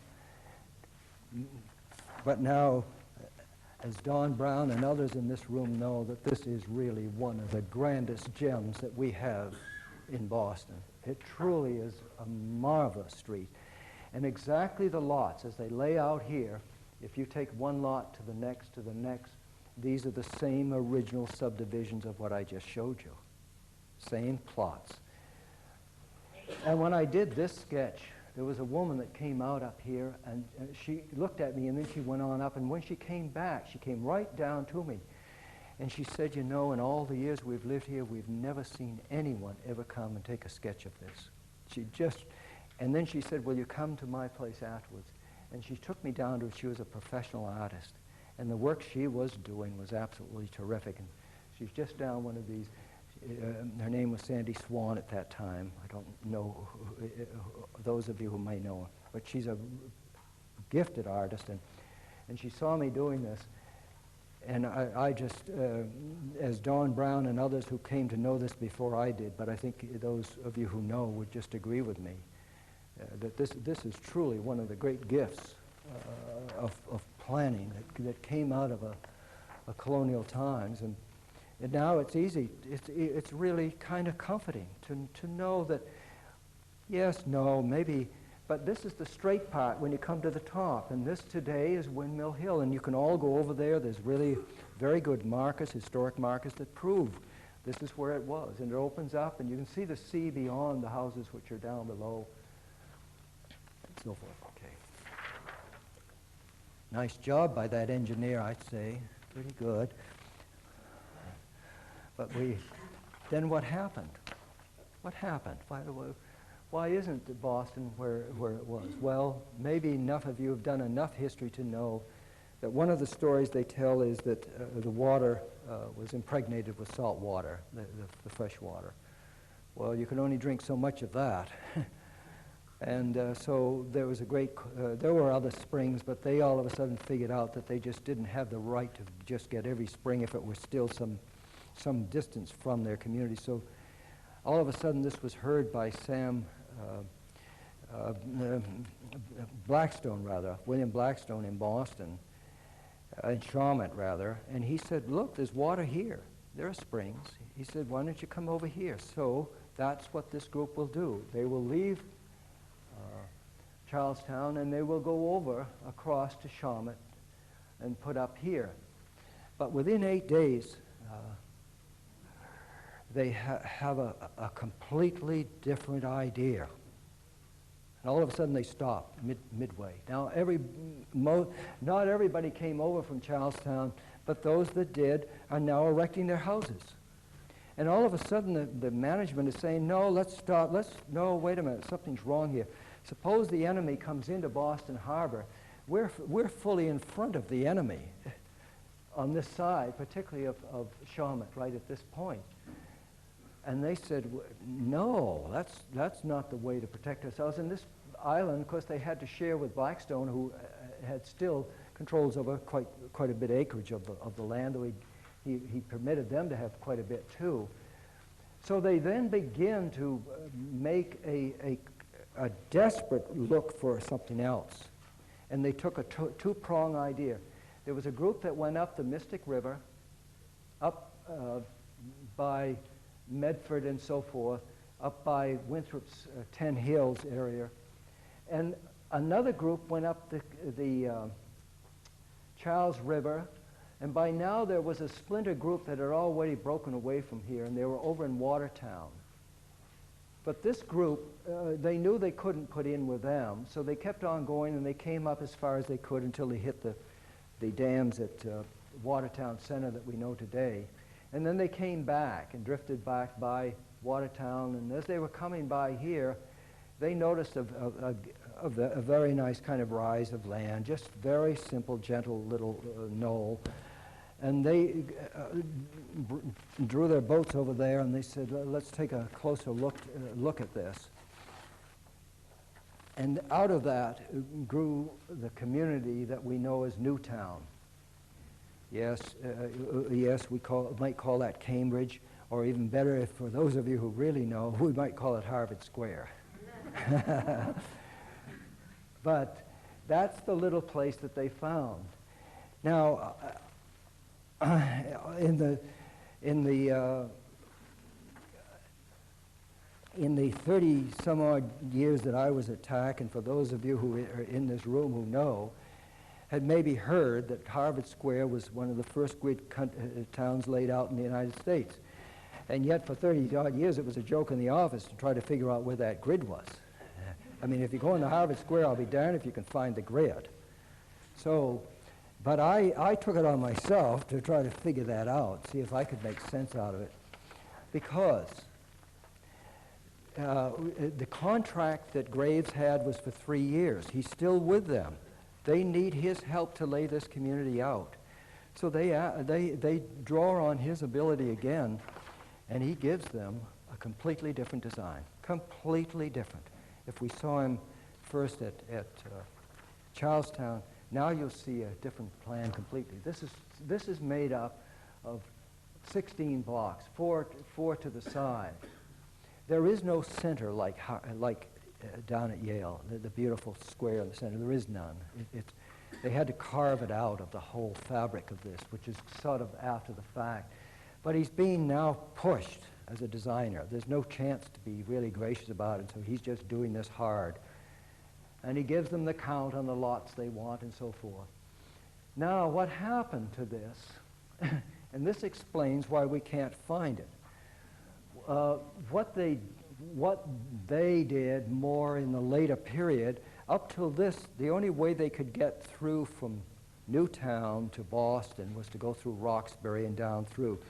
So where Harvard Stadium is today and where the Lars Anderson Bridge is, they had a ferry at that point. Well, as a matter of fact, they had a ferry, I'm sorry, they really had the ferry right here at this point. But now they're thinking about doing a bridge and doing away with the ferry. So they will go across at the most narrow point they can. And it's slightly up off of this grid. It will be up more like what I'm showing you here. And sure enough, this was the main way to Lars Anderson Bridge, which was known as Boylston Street, is what, Kennedy Boulevard now, Kennedy Way through here. But that's what broke the spine of this. So that's to explain. The centroid point and axis were just drifted apart. You can see against the fabric of the existing plan pretty much what happens. They subdivided even a subdivision system within this. You can recognize against the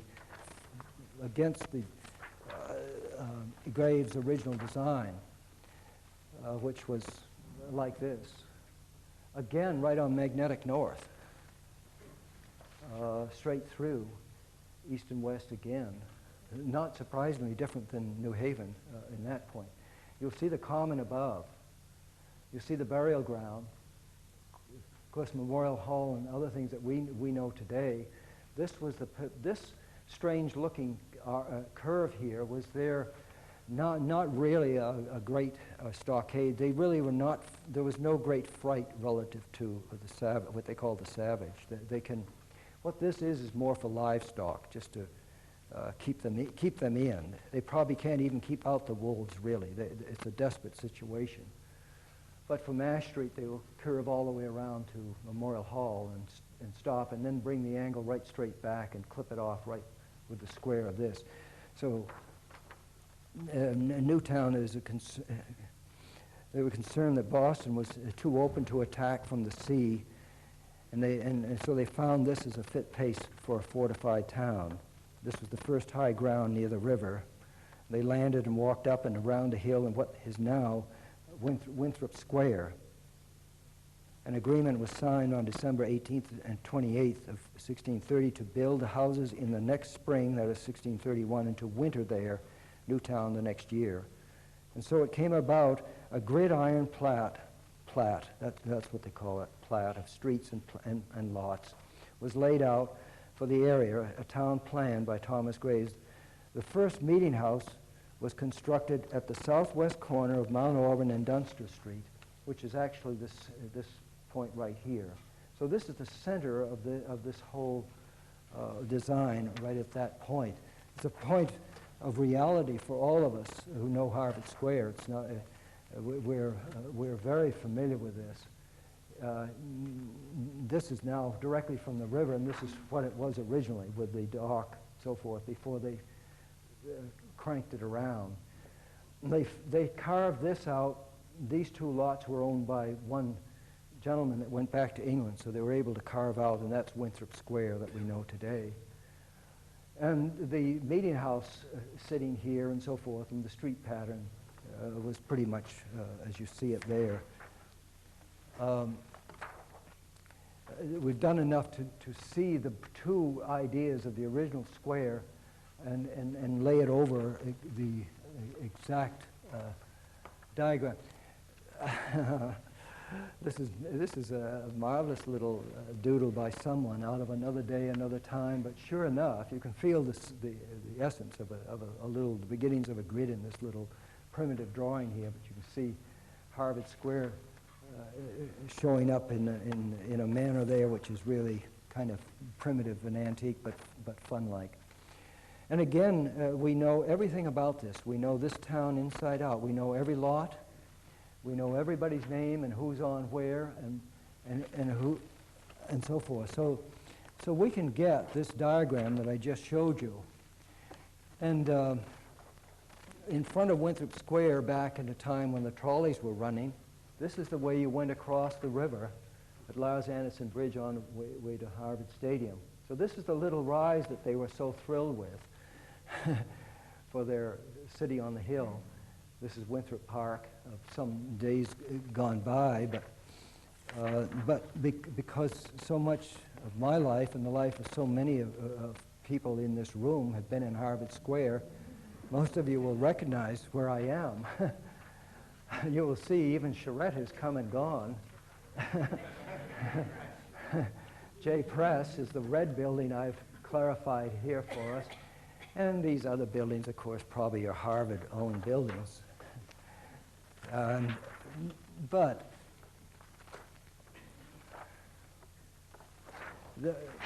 this is probably what it's all about. It's, again, not hard to assimilate an idea like that. Now, we will never know, but here's J Press, the meeting house, and of course Dunster Street and Mount Auburn Street, and of course this is where they picked out their square here, their market square.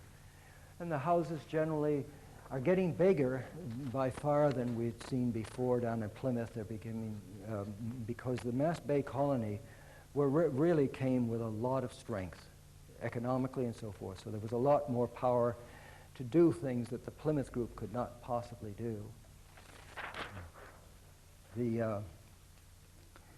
A letter written by Graves to England in 1630 says, thus much I can affirm in general, that I never came to a more goodly country in all my life. All things considered, it is very beautiful, open lands mixed with goodly woods and open plains. And a writer in 1633 mentions the new town as one of the neatest and best compacted towns in New England, having many fair structures with many handsome contrived streets. And this was called Governor Dudley's dream town. Dudley was the next governor after Winthrop, and he was the lieutenant governor when the project. Well, now I'm trying really to come to Boston. I'm sorry it's taking so long. But now what's going to happen is what's wrong with Newtown? Matter of fact, they call it the capital. It's really businesslike. It's serious business. It's going to be the major capital of New England. What happened? Well, what happened was, you remember when the group left from Charlestown and went to Boston, and then frantically picked up and then went up to Newtown. Not everybody came. There was a certain amount of people that remained back in Boston. Remember, some of them had brought their houses with them, prefabbed, and were erecting them. And what is Winthrop going to do? Going to try to really plead with these people? Come on now, come on, take down your house and come on again. They've done it once, and now you're doing it again. Finally, Winthrop sees that that's not going to sell, and he never does come to Newtown, even though they had all agreed, as the general court at the time, to make that move. They did not. They remained in Boston, and he was right. I mean, he couldn't abandon those people. So Boston did become the centroid point back again, although obviously Newtown continues and thrives and so forth, but Boston,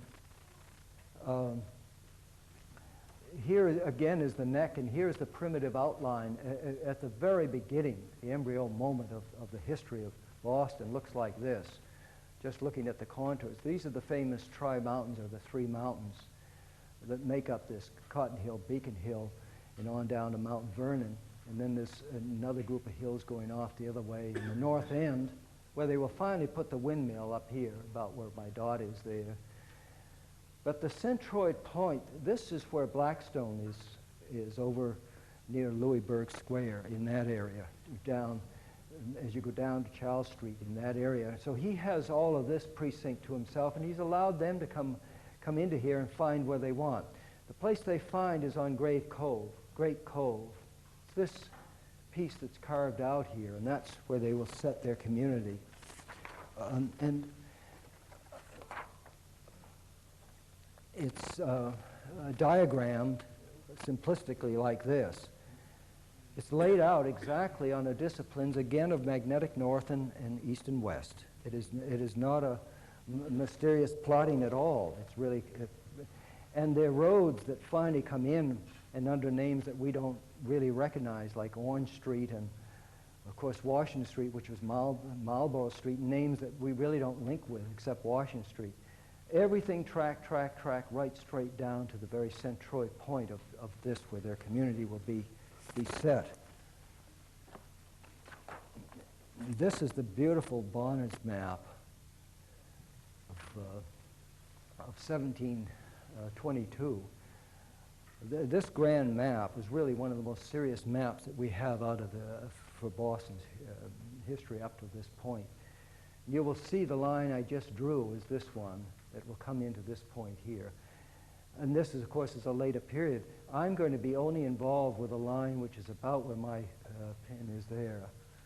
That's all. So this has all been filled, and of course the Great Long Wharf is going to extend way out into the bay. So what we're going to look at is really quite at the very embryonic moment of the creation of this town. If we take a look using Bonner's map again, this is the area that we're talking about. This has a beach frontage here, and you can see the first houses that are in here are looking like this in general. Well, if you really study that, what you have is more distinctly a diagram like this. But the roads look like they have some kind of beginning of an order, if you really look at it and think that way. The order is not one that's so distinct, but not so far away. Even if you went into the downtown City Hall and got their best engineered map, you'd find the waterfront. You'd find the contours that are stepping up to Cotton Hill and so forth. You'd find State Street, and you'd find the old State House right at this very point. But the general layout of these, now you'll see the general rhythm of these streets seem to feel like an order. Well, if you make a composite picture of both of these, you'll see that an up-to-date engineer's drawings from the city of Boston laid over again the plans that we know from 1722. This is the image you get. And it's pretty strong that what they're doing here, and remembering that Graves still is on a 3-year contract. This is the composite of those two particularly. But what they're doing is probably, his original concept was probably like this. But he lost that because there was a piece here where the waterfront really lapped up and was eroding that thesis. So he couldn't pull that off, and they bent this so that this is correct for the compass for north, south, east, west right at that point, and the original design is here. When they twisted it, they twisted State Street, which comes in at an angle and then corrects itself just slightly to go up. So this is the diagram that you see on Bonner's map, and this is the Boston City Plan as we know it as of today. But this was the generating centroid point of the thesis, which is best exemplified in this kind of diagramming here. Well, now whether that's an exact, we'll never know, but the fact that we've seen now such a gifted designer at work, you just can't deny that somehow that man is still at work here. He's a little late now, too, and he's going to try to straighten things out. Some people have built probably where he wishes they hadn't built, and we do know that the court is making decisions after the fact to try to get them back in line, to live up to some kind of harmonic frequency. This is probably what the dream he was doing. Now, if I could, I'd remind you that Walter Muir Whitehill is somewhere off to my side, thank goodness. And he comes to my rescue, and in his topographical history of Boston, he says, cows are popularly, though erroneously, blamed for the pattern of the Boston streets. But Whitehill comes back and says, actually, the oldest streets of Boston are perfectly, decently laid out on the basis of English precedent. Wow, thank goodness somebody said it. William Wood, in his work in 1634 in the New England Prospect, described the situation of Boston as very pleasant, hemmed in on the south side with the Bay of Roxbury and on the north side with the Charles River, and the site of Boston being a neck of land, bare of wood, free from the three great nuisances, the wolves, the rattlesnakes, and the mosquitoes. And John Jocelyn in 1663 described Boston as the metropolis of this colony, or rather the whole country. And in 1635, the General Court ordered, and this is where you can see them coming to save and make this design of some sort work, ordered that from this day there shall be no house at all built in this town near unto any of the streets or lanes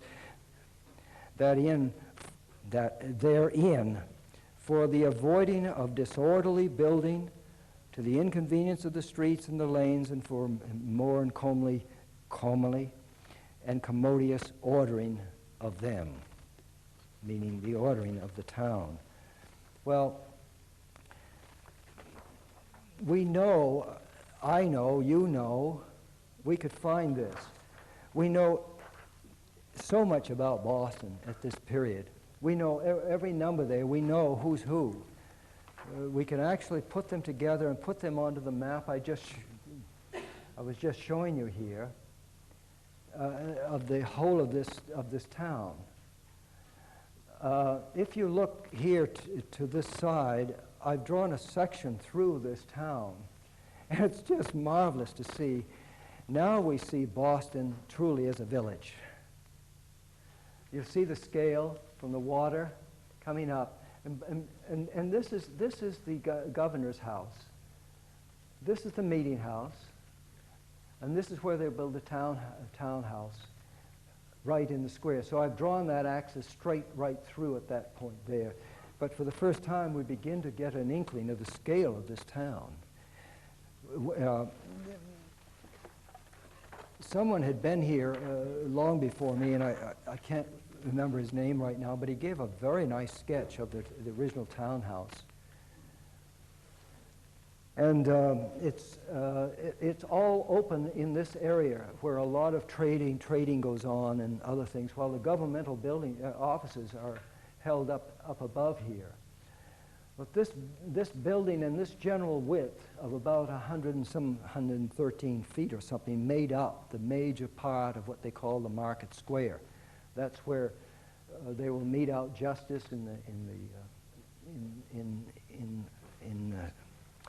whippings and other types of stocks that are needed for following up on crimes that deserve some type of punishment. So this led me to this. And by now, if you follow where I've been, I can kind of have a strength to do this. I don't hesitate, surprisingly, to do this for you. Yeah, you could probably prove me wrong, but at least I tried. I stepped up and tried to imagine what this town might have looked like at some other day, some other time. It was easy to do. I mean, this fellow helped me for one reason. He gave me this building. But we know about the 113-foot width. We know exactly where the meeting house was. We know where the governor was. We know that this is the minister's house. And all of these houses have been identified. We know the contours. We know the contours all the way up Cotton Hill. We even know it as it goes back up into Beacon Hill with a beacon on top. I had no trouble coming to believe that this probably was a good approximation of what they're trying to do. You will see most of these houses have no thatch by now. There's been a ruling that they will not allow thatch because the houses were burning down. They did experiment to some degree with stucco, but the climate really didn't allow for their type of mix that they were doing, and it really was a poor answer. But they did obviously try that. Now, if any of you are lost, it's really magic to take the time. If you could imagine that I took the time to sit here in a comfortable seat and do this sketch on a Sunday morning. And if that doesn't carry you back in time, and all of a sudden all the dreams and visions that I have had pumping at me, they're there. I just know what that might have been like at another day, at another time. Yes, and Paul Revere said the same thing when he helped us with this sketch. You'll see the same width, about 113 feet across, and this is the great massacre, or the great shooting that happened right out front of the State House. And thank goodness the camera was just able to catch things like this, the general quality and the tenor of this area. I can't tell you exactly where this is, but it's nice to see the general character of this area and to know that it was so rich and so. Now I'm going to end with the next two, but this is what it's all about, I think. It's just coming down, across the neck, coming down, and this is where Blackstone is, and this community is quite able to live. They have their springs, they have fresh water, and the whole of this, and this is a village. Now I'd like to have you look. You would ask, well, what happened? Well, obviously the forces that happen in this town would happen. Everything goes a jog, and so when you see the land, as I do, or the roads, there is no kind of sense. Well, there is, if you see it time-wise. I didn't show the streets, but the general geometry and geography out in these areas is going to force you to send streets off in different ways. I'm not going to try to explain that more than that because I know you know what I'm talking about. But this is the jewel, and most of us don't really know that, don't understand that. If this helps us to have a better sense of that centroid point, good. Now I'm going to end with this one. We'll see Thomas Graves now in a summary sheet here, in which we see the three communities. And I must admit, I can't help but give this man a hand. I think he truly was a gifted designer, and I think this is the power of what really was going on in colonial times, exemplified by this work. These are all the same scale. You now understand the compass orientation. You now understand the general numbers he's having to maintain pretty much constantly through all of these designs. It doesn't change dramatically in terms of numbers of lots that he's having to provide. But anyway, I really take my hat off to this man, and that I really was lifted by all this. And if it's been of any interest to you, and if you can feel the kind of emotional sense to what I felt with this, then I've done the best I can tonight. So I'll leave it like that. Good.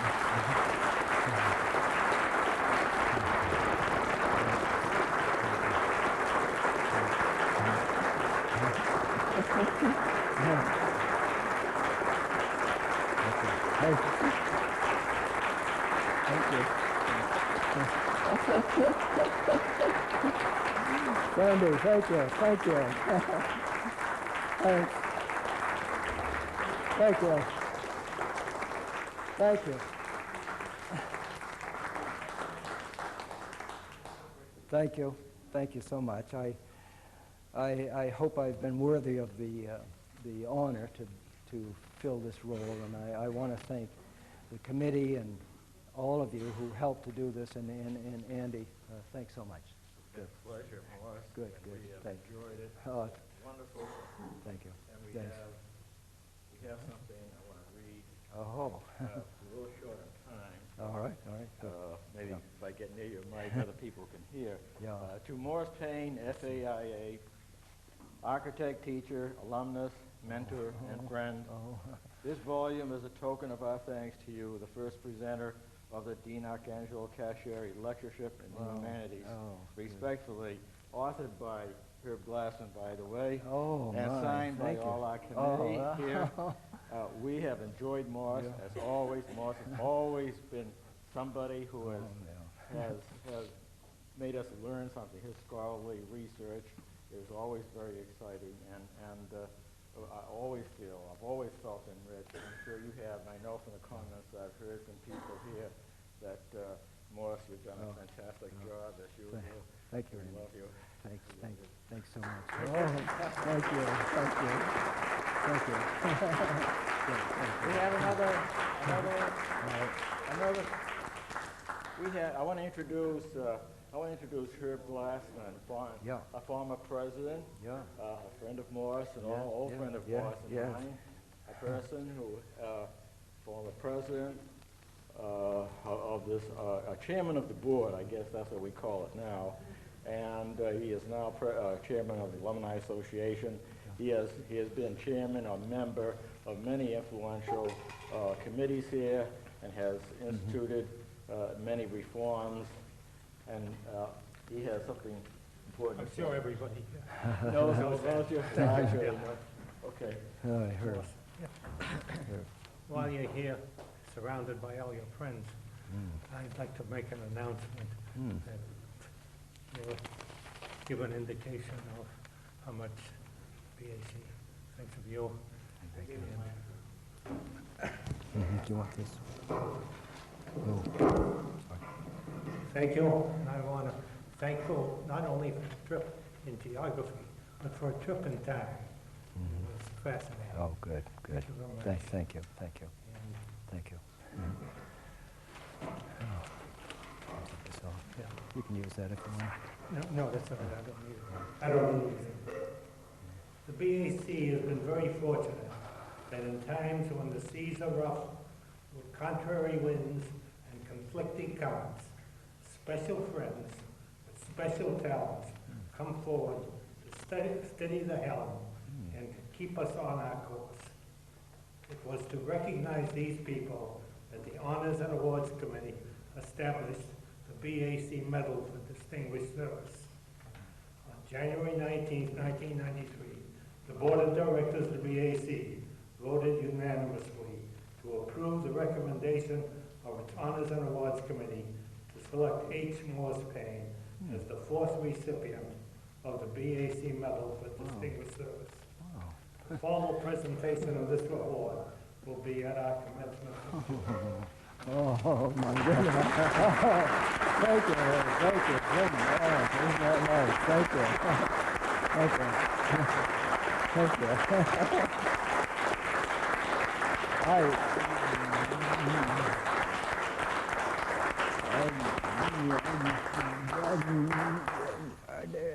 I don't know if I need to say more than thank you. It means very much to me, as you know, and this institution does, and you know that. And I just hope that, as I said in the beginning, I hope I've been able to give back a little something. So thank you all very much.